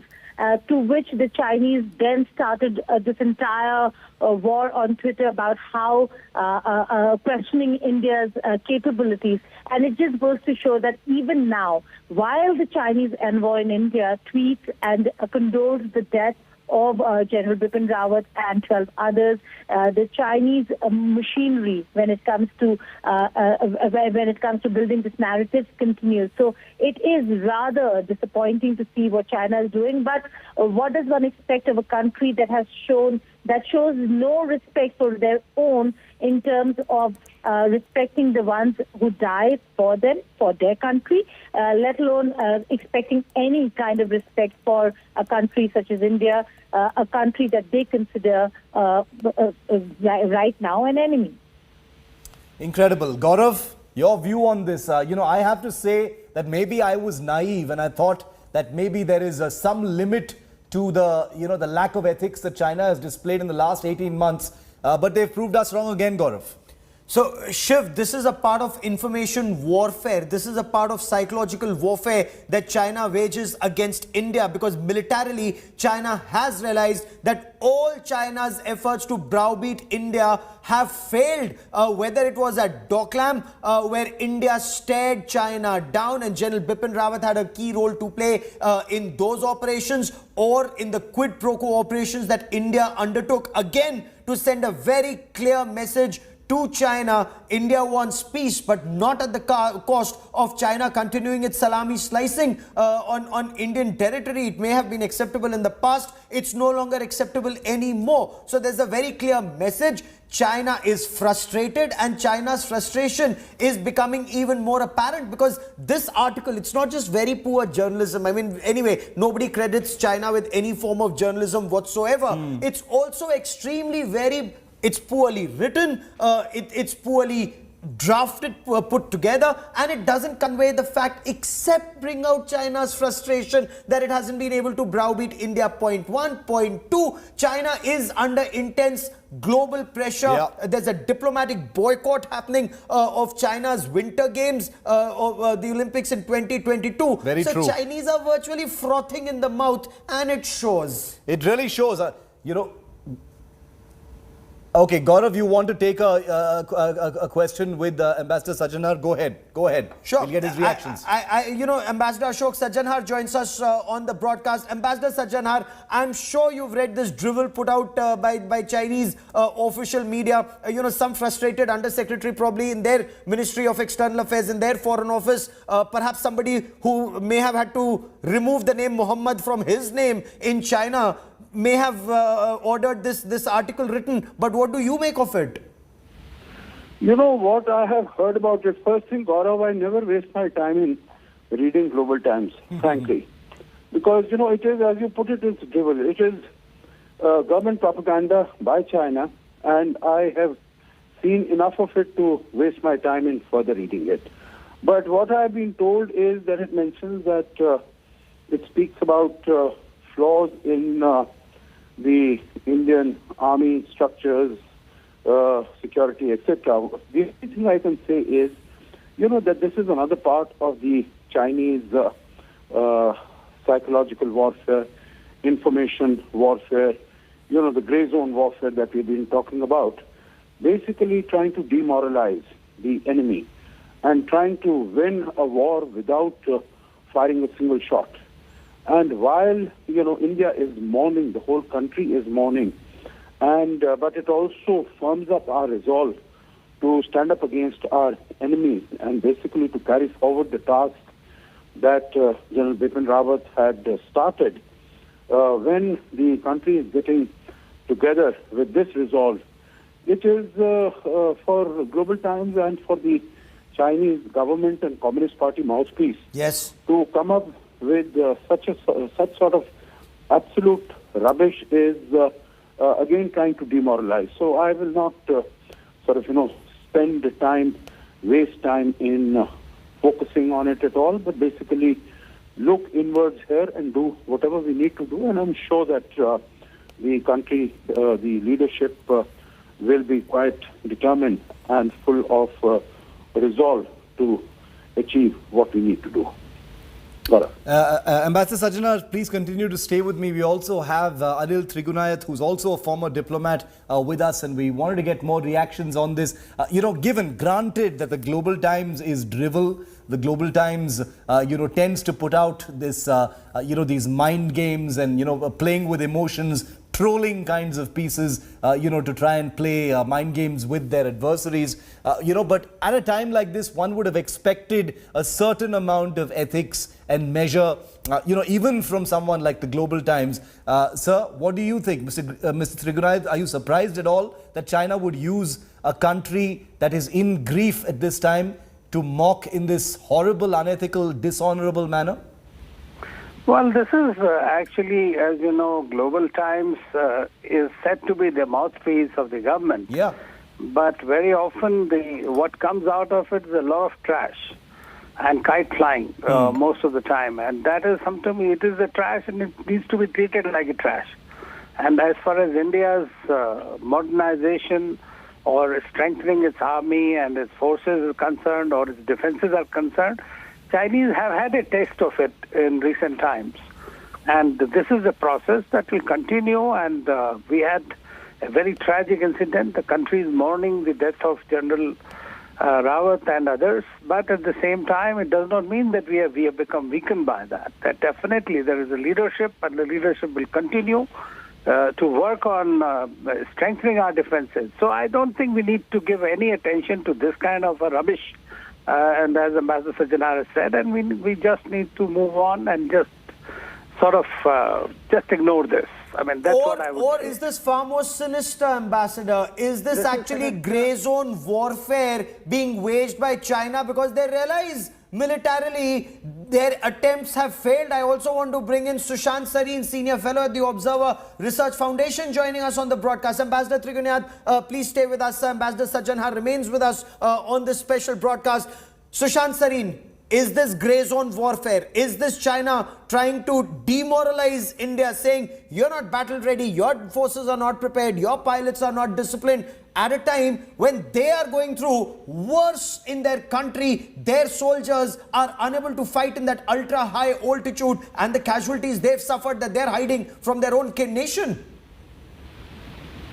Gaurav, number one, I don't agree that we should ignore this. I think we should take it up and we should show the Chinese to be as petty as they are.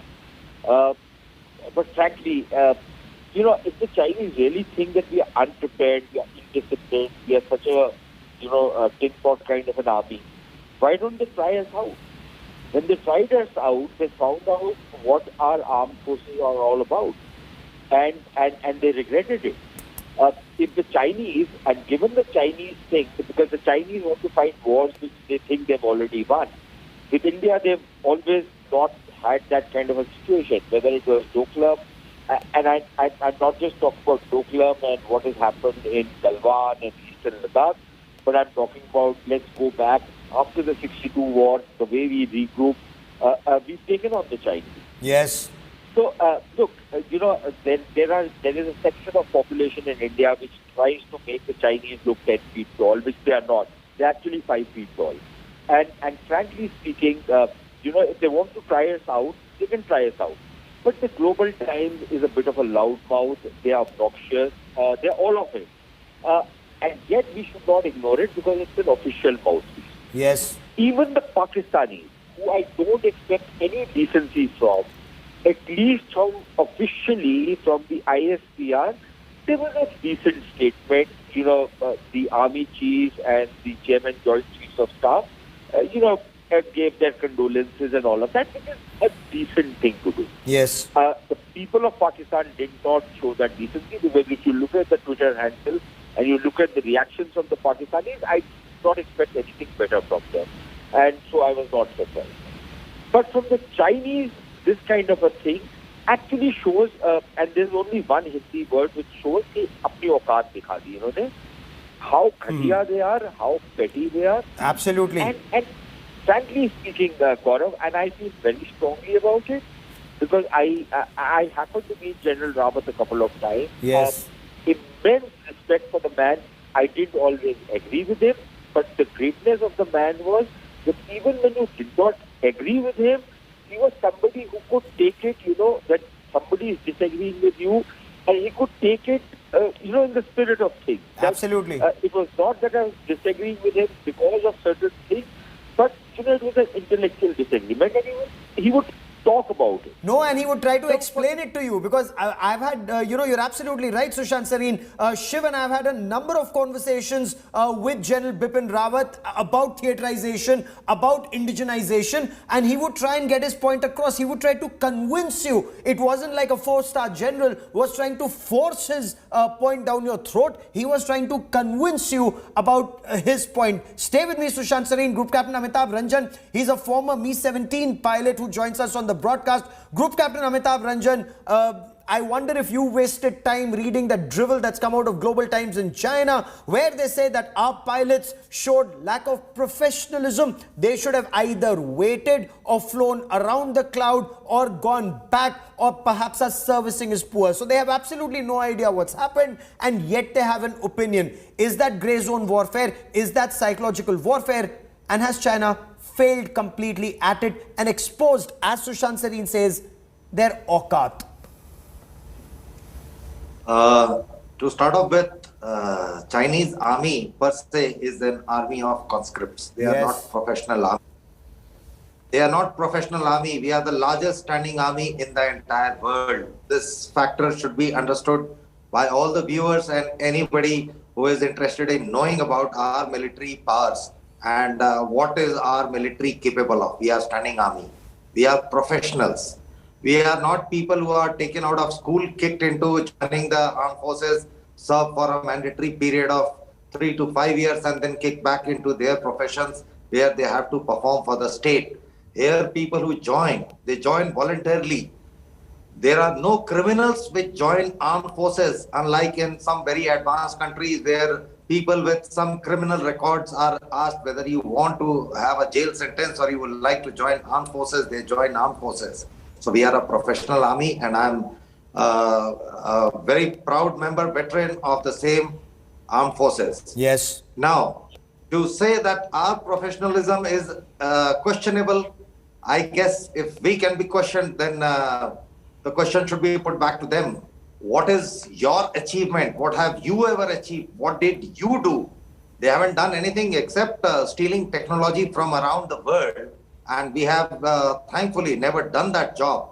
We bought one machine, we bought another lot of it, but we did not reverse engineer, which they have done for each and every equipment which they hold.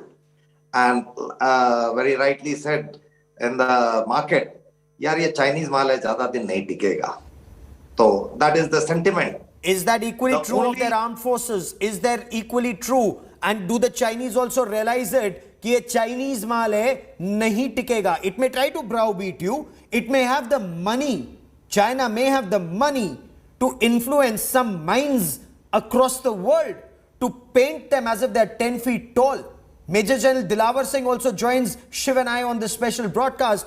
General Dilawar, what is your appreciation? General Dilawar, I've seen you in action on ground zero at the line of control in Jammu and Kashmir fighting terrorists. Your appreciation of the Chinese army and Chinese mouthpiece drivel on General Rawat's air crash.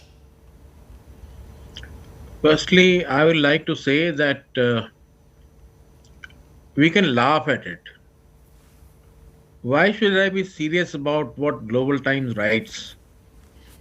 I'll only laugh at it. They are not serious. They are trying to create mischief, but at the same time, let me tell you that today, Indian citizen is very, very wise. Our citizens do not get either browbeaten or carried away by any kind of propaganda or deliberate attempt by Chinese or anybody else to change their minds. Our citizens have total faith in the Indian Army, and each citizen of the army is absolutely loyal, absolutely disciplined, and our combat preparedness is at the highest level, 24/7/365. That's all that I think we need to say. The Chinese can keep saying whatever. Nobody is going to believe them. And as long as somebody's statement is not credible and not trustworthy, I don't think we need to give much credence to it. And I will, in fact, go to the extent of saying that I will not labor on this subject at all.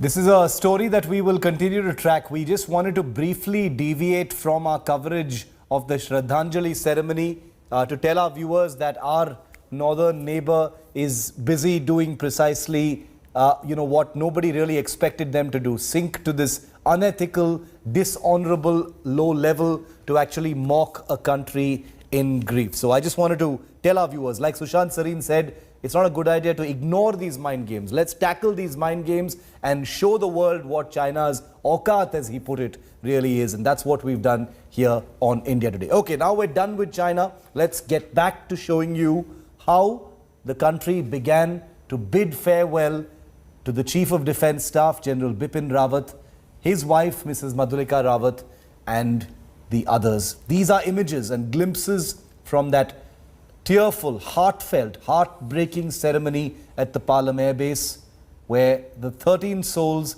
were bid farewell in this Shraddhanjali ceremony, where the Prime Minister was personally present. And as you can see in these images, he went, personally met each and every family member that was gathered there.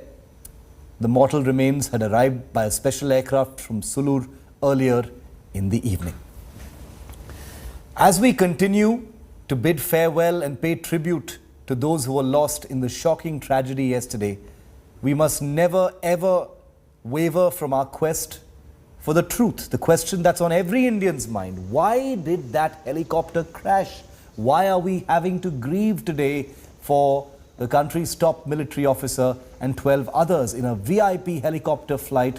How could this have happened? India today has accessed the last 15 seconds of this helicopter crash, caught on video by a mobile phone on the ground by locals in that area. Watch this report that tells you what that video actually shows, what it suggests, and the questions it raises.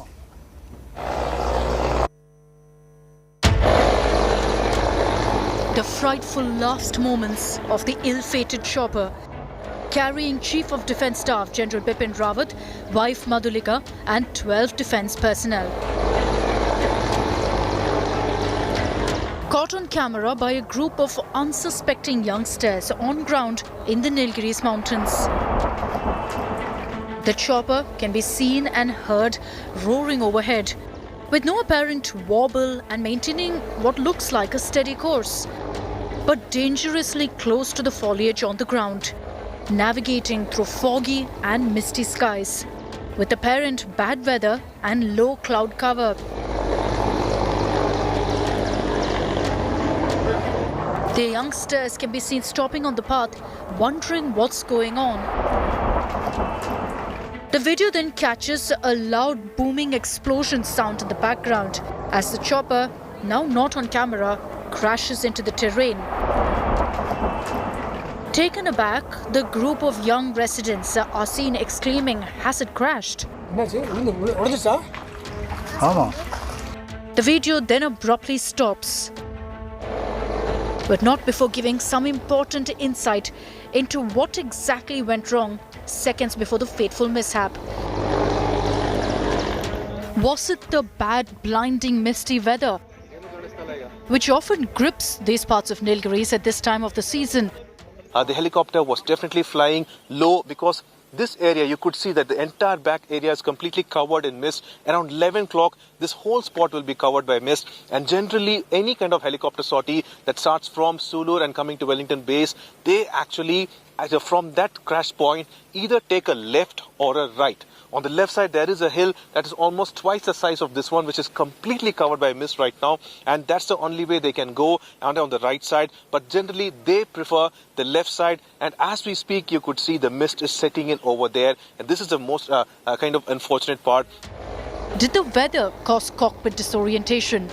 Or was it some sudden technical snag? The black box retrieved from the wreckage holds important clues. Bureau Report, India Today. Very quick break on the other side. In case you missed the Shraddhanjali ceremony, I don't want you to miss anything that we covered there. We're going to bring you the tears, the salutes, the Bravehearts, that Prime Minister Modi paying tribute to each one of them. We'll take you to Palam Air Base and show you what happened.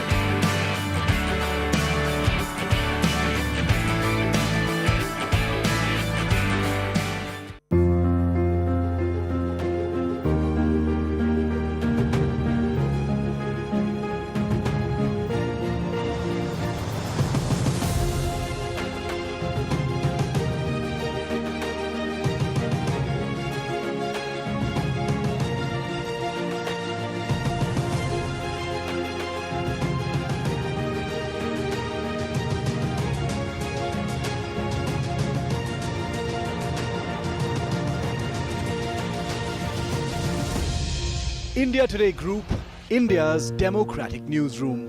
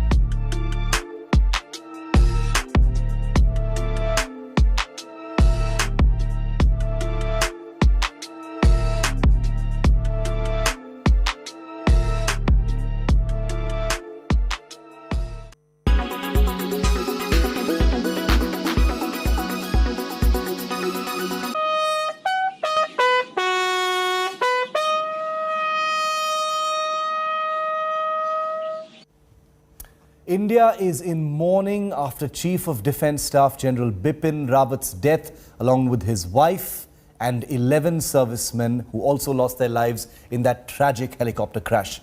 The country has paid tribute to these bravehearts. Here's more about the soldiers who died on Wednesday. उस helicopter में सवार कुल 14 लोगों में से 13 लोगों की मृत्यु हो गई। आर्म्ड फोर्सेस के अन्य 9 लोग शामिल हैं। उनके नाम हैं wing commander Prithvi Singh Chauhan, squadron leader Kuldeep Singh, junior warrant officer Rana Pratap Das, junior warrant officer Arakkal Pradeep, Harvinder Satpal Rai, Naik Gurusewak Singh, Naik Jitendra Kumar, lance Naik Vivek Kumar, lance Naik B Sai Teja.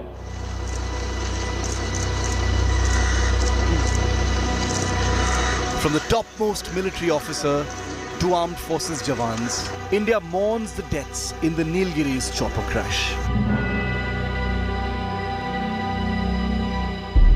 A decorated soldier, caring husband and doting father, brightest and bravest of the officers, words that describe Brigadier Lakhbinder Singh Liddar, military advisor to Chief of Defence Staff General Bipin Rawat.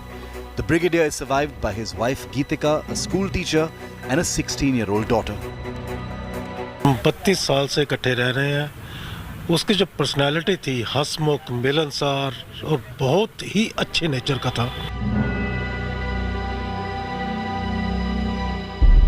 Lieutenant Colonel Harjinder Singh belonged to the 11 Gorkha Rifles, the same regiment as General Bipin Rawat. His missions included one at the Siachen Glacier and another on a UN peacekeeping mission.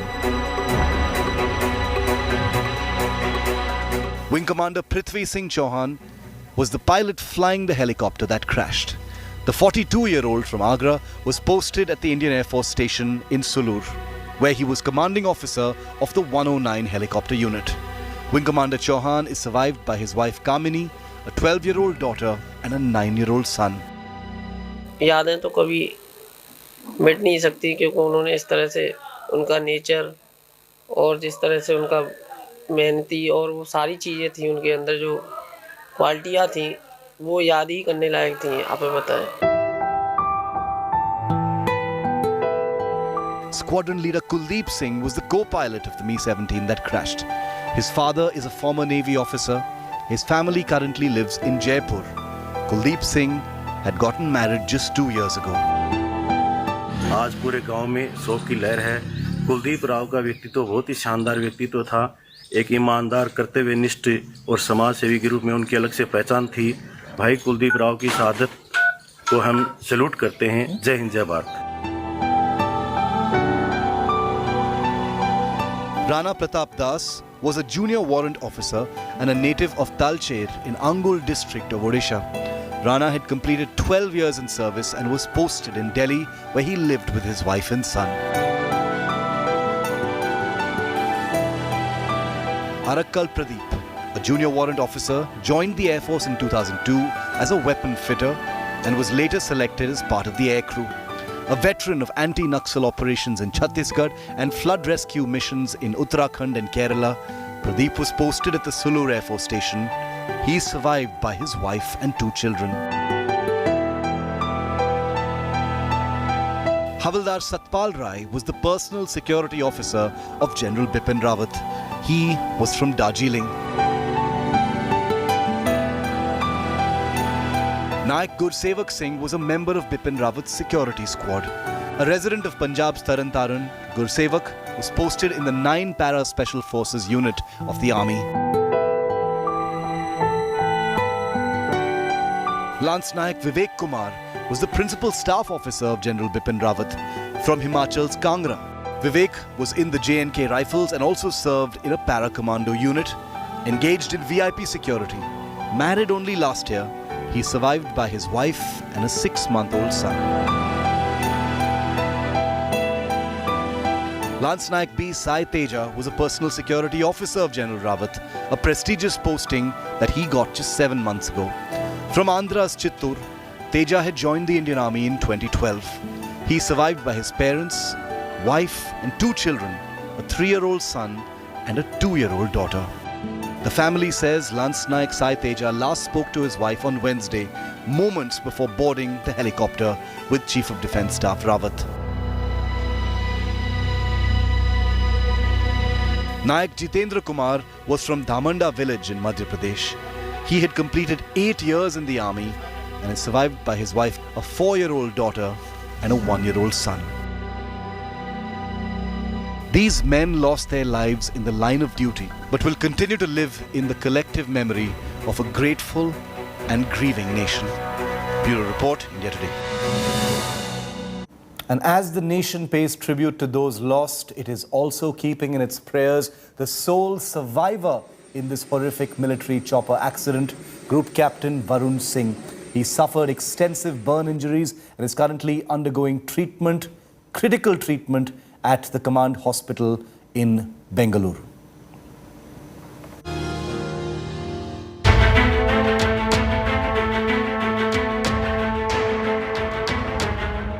He was pulled out of the wreckage of the Mi-17 V5 helicopter alive. Group Captain Varun Singh, Shaurya Chakra, the lone survivor of the horrific tragedy. He was breathing but had severe burn injuries and was rushed to the military hospital in Wellington by emergency services. Group Captain Varun, directing staff at the Defence Services Staff College in Wellington, was escorting the Chief of Defence Staff, General Bipin Rawat, and his entourage to the Staff College, where he was to deliver a lecture.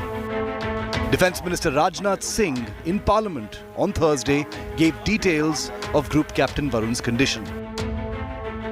Crash site से survivors को recover करने का भी प्रयास किया।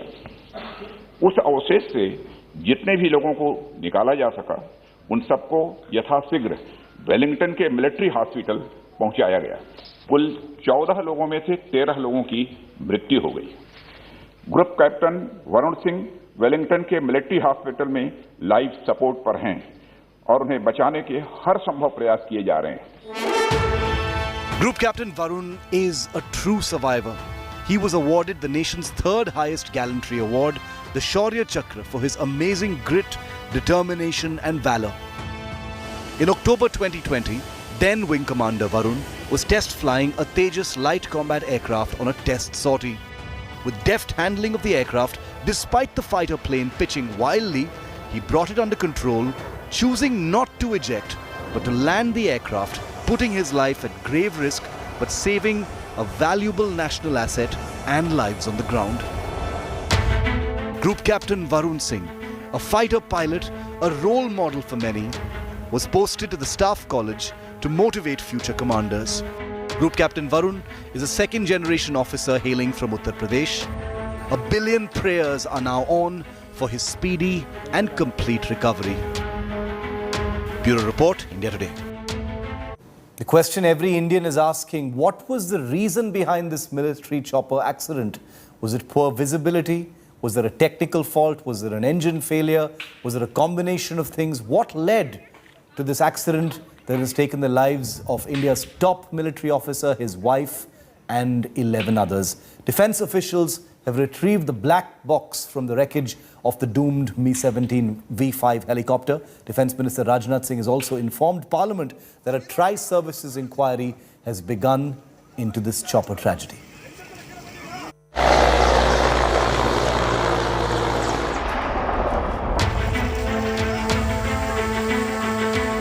The Mi-17 V5 chopper crash that killed CDS General Bipin Rawat has shaken India's entire armed forces establishment.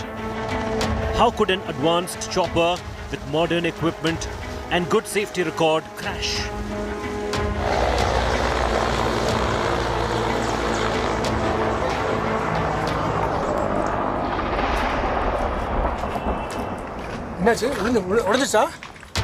Some experts suggest bad weather could be the reason. Others fear there could have been a last-second technical snag. The video which has been shot just prior, they indicate that this helicopter has entered some kind of weather phenomena. Why? There can be two plausible explanations for that. One being it had some emergency on board, which forced the helicopter to enter such a situation from which it could not come out. And the images subsequently on the ground, they show that the helicopter has impacted with a very high speed. So it is not something which is the helicopter was in control while it was nearing the terrain. The answers lie in the black box, which was recovered from the dense Nilgiri forest by the search teams on Thursday. The black box has two key components, the flight data recorder and the cockpit voice recorder that will reveal what really happened in those final moments. In addition to the black box, the investigation will also bank on the lone survivor, Group Captain Varun Singh. The probe is being carried out by a tri-service team headed by Air Marshal Manvendra Singh. The high-level probe was announced by Defence Minister Rajnath Singh in Parliament. इस दुर्घटना के संबंध में Indian air force द्वारा air marshal Manvendra Singh की अध्यक्षता में एक ट्राई सर्विस इंक्वायरी के भी आदेश दे दिए गए हैं। इंक्वायरी टीम के ऑफिसर्स ने कल ही वेलिंगटन पहुंचकर अपना कार्य भी प्रारंभ कर दिया है। Wednesday's chopper crash and the loss of India's top military officer, his wife and 11 other servicemen is a horror that India is still coming to terms with. There are several questions. A billion Indians await the answers. Bureau Report, India Today.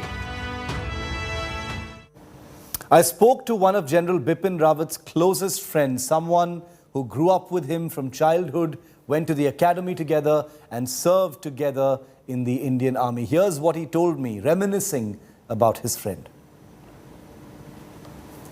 Some memories of General Rawat, General Chauhan, of your growing up years. You must be having so many of him. What are the most memorable times that you can share with us with General Rawat? I mean, you've seen him at literally every phase of his life.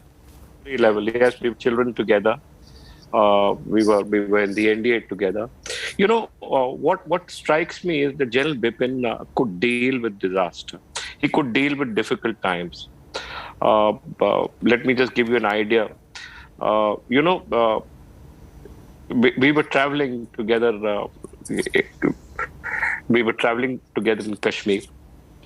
He was commanding the Sopore Brigade, and I was commanding the Shopian Brigade, which are not that close, but close enough as far as South Kashmir is concerned.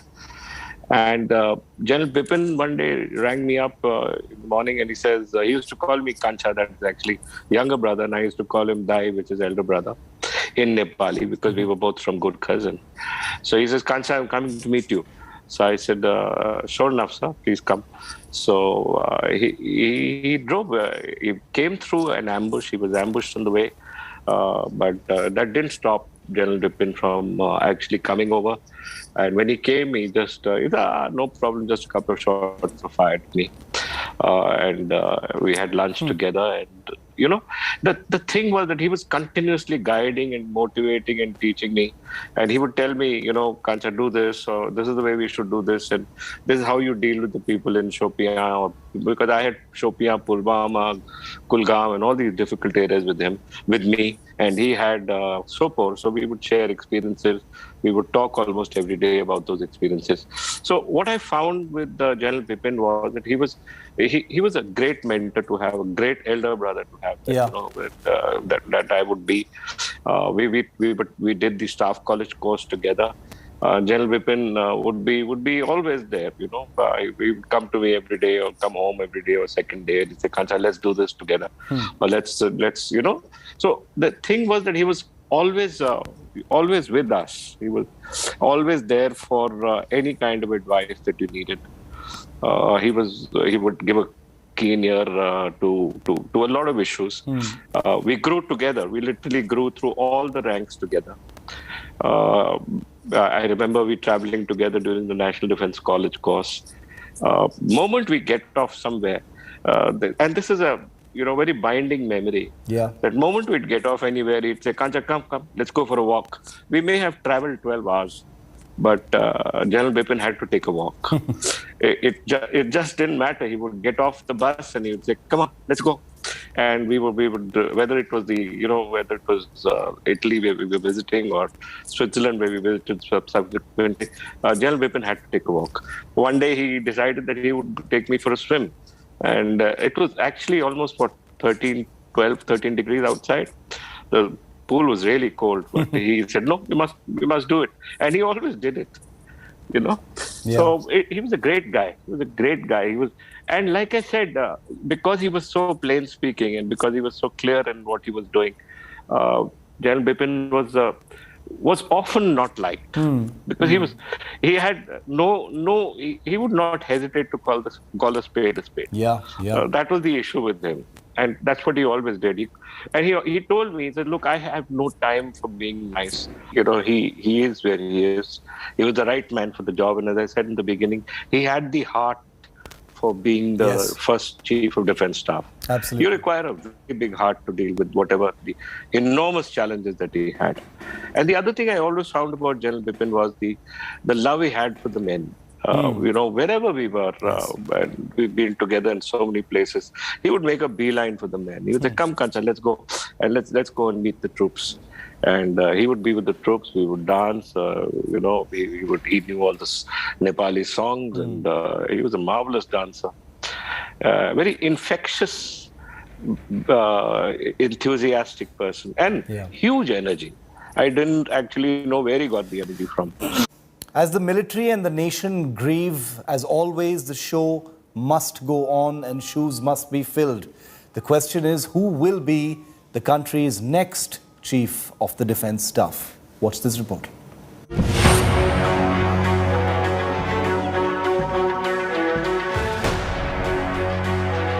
Chief of Defence Staff, India's topmost military post.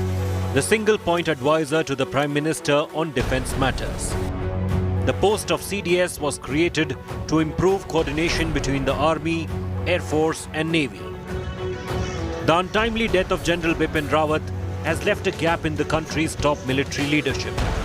India today has learned that the government is likely to name the new CDS in a week's time. Sources say there is no clear and immediate line of succession for the CDS. It is principally a decision that the government takes, keeping in mind the border security challenges.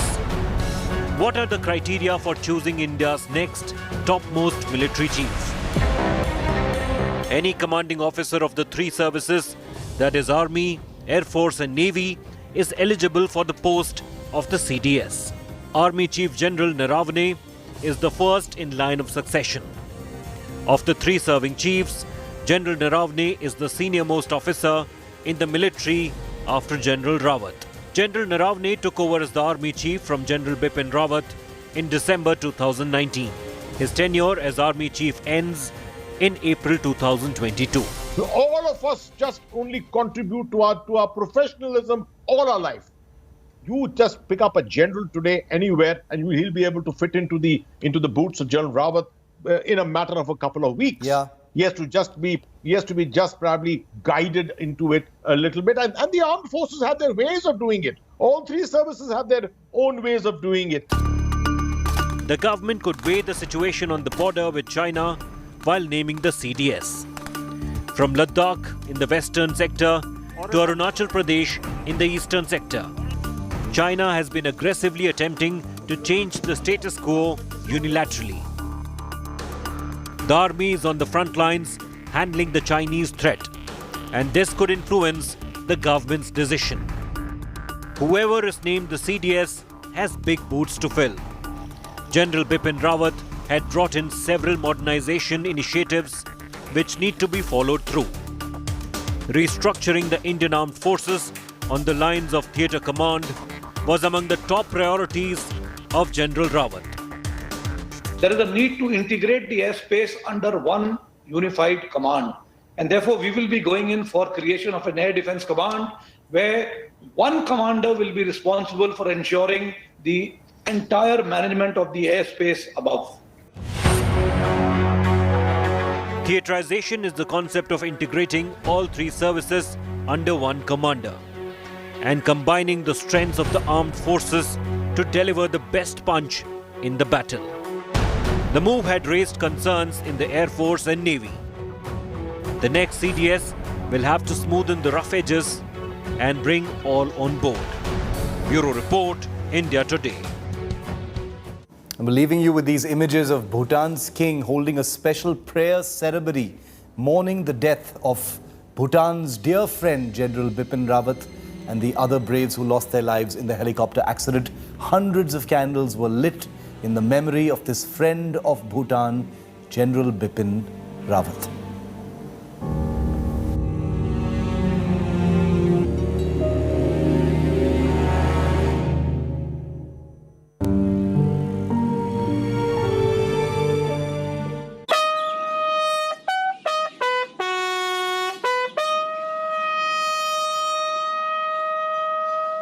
Team India कराएगी तुमसे dandiya, team Pakistan दिखाएगी आसमान, team Nepal बुरा करेगी सबका हल, real survivor से दुश्मनी तेरी बहुत भारी पड़ेगी, ठीक है बेटा।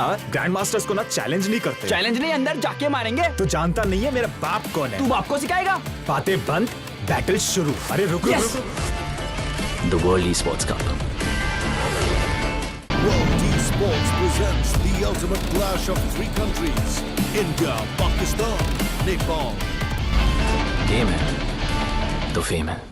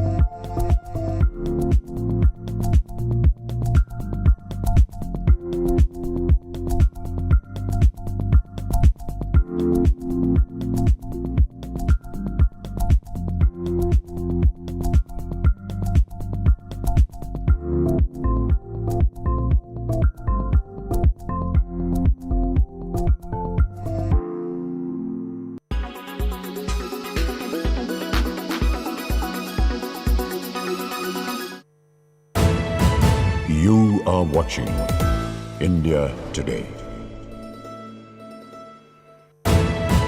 You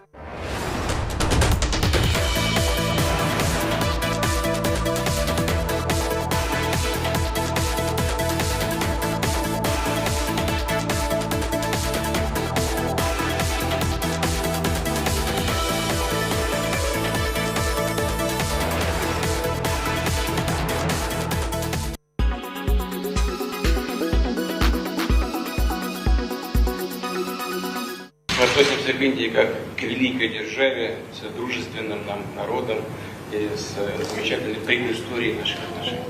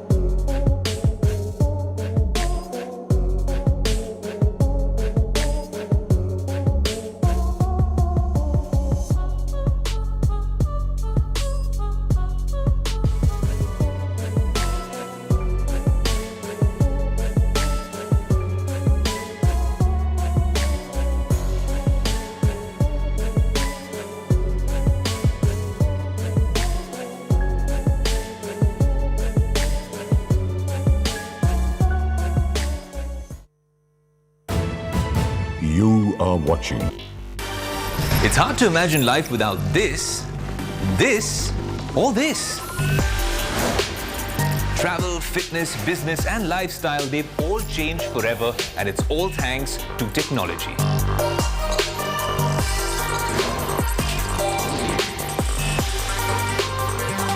But the question is, where do you get your tech updates, news and reviews from? Is it from the tech gurus of yesteryear, or from the influencers of the digital world? Well, what if you want something that's cool and credible? Well, then join me on Tech Today. Presented by Berger Weather Coat, Long Life 10.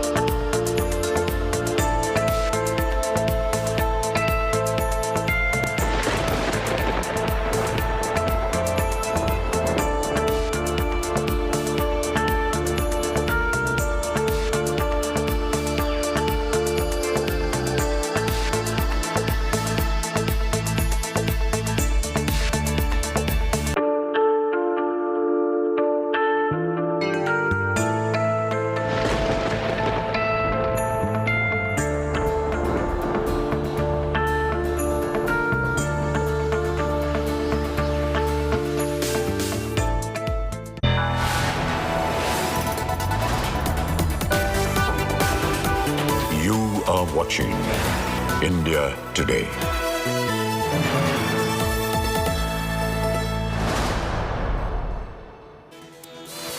Hello and welcome. Thank you for tuning in. I'm Pooja Shali. Let's begin first with headlines. Prime Minister Narendra Modi leads the tribute of 1 billion people to the CDS and 11 Bravehearts. Emotional families attending the Shraddhanjali ceremony at the Palam Airbase. India Today TV accesses the last video of CDS's chopper, that is moments before it crashed. The black box recovered, Indian Air Force Chief inspecting the crash site. Lone survivor in the chopper crash, Group Captain Varun Singh has been shifted to the Air Force Hospital in Bengaluru. He is presently on life support, critical but stable.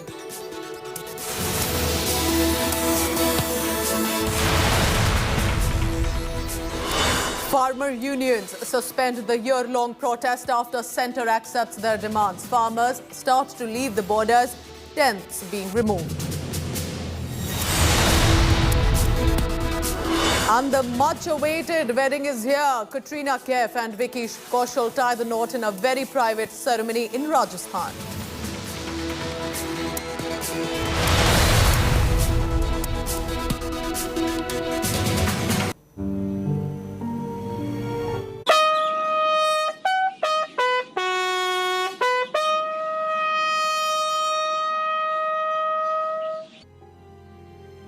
India is united in grief as it salutes its brave hearts. Mortal remains of India's first Chief of Defence Staff, General Bipin Rawat, his wife, Mrs. Madhulika Rawat, and 11 other servicemen have arrived in the national capital. The Shraddhanjali ceremony also taking place at the Palam Airbase in Delhi.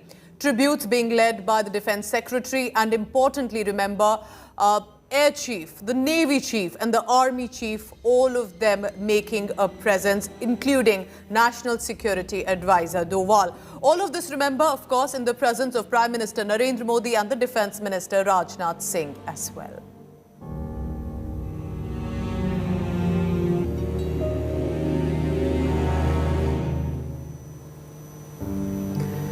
India is in mourning after CDS Bipin Rawat's death. Along with the CDS, remember, and his wife, 11 servicemen lost their life in the tragic plane crash. The country paying their tribute today to the Bravehearts. Here's more now about the soldiers, one by one, who died on Wednesday. उस helicopter में सवार कुल 14 लोगों में से 13 लोगों की मृत्यु हो गई। आर्म्ड फोर्सेस के अन्य 9 लोग शामिल हैं। उनके नाम हैं wing commander Prithvi Singh Chauhan, squadron leader Kuldeep Singh, junior warrant officer Rana Pratap Das, junior warrant officer Arakkal Pradeep, Harvinder Satpal Rai, Naik Gurusewak Singh, Naik Jitendra Kumar, lance Naik Vivek Kumar, lance Naik B Sai Teja.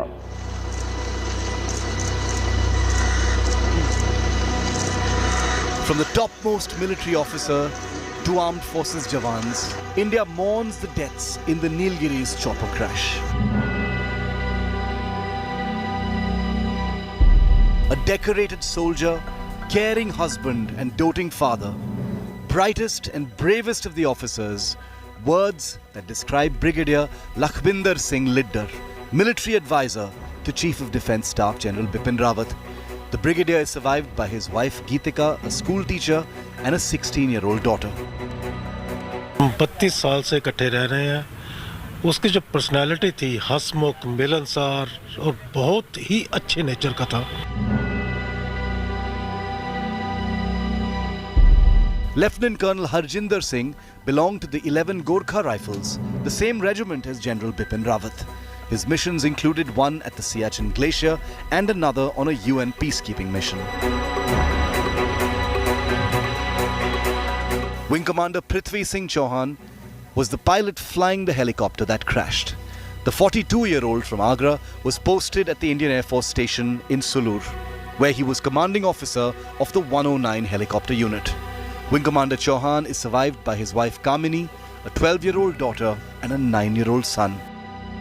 यादें तो कभी मिट नहीं सकती, क्योंकि उन्होंने इस तरह से उनका नेचर और जिस तरह से उनका मेहनती और वो सारी चीज़ें थी उनके अंदर, जो क्वालिटियाँ थी, वो याद ही करने लायक थी। आप बताएं। Squadron leader Kuldeep Singh was the co-pilot of the Mi-17 that crashed. His father is a former Navy officer. His family currently lives in Jaipur. Kuldeep Singh had gotten married just 2 years ago. आज पूरे गांव में शोक की लहर है। कुलदीप राव का व्यक्तित्व बहुत ही शानदार व्यक्तित्व था। एक ईमानदार, कर्तव्यनिष्ठ और समाज सेवी के रूप में उनकी अलग से पहचान थी। भाई कुलदीप राव की शहादत को हम सैल्यूट करते हैं। जय हिंद, जय Bharat. Rana Pratap Das was a junior warrant officer and a native of Talcher in Angul district of Odisha. Rana had completed 12 years in service and was posted in Delhi, where he lived with his wife and son.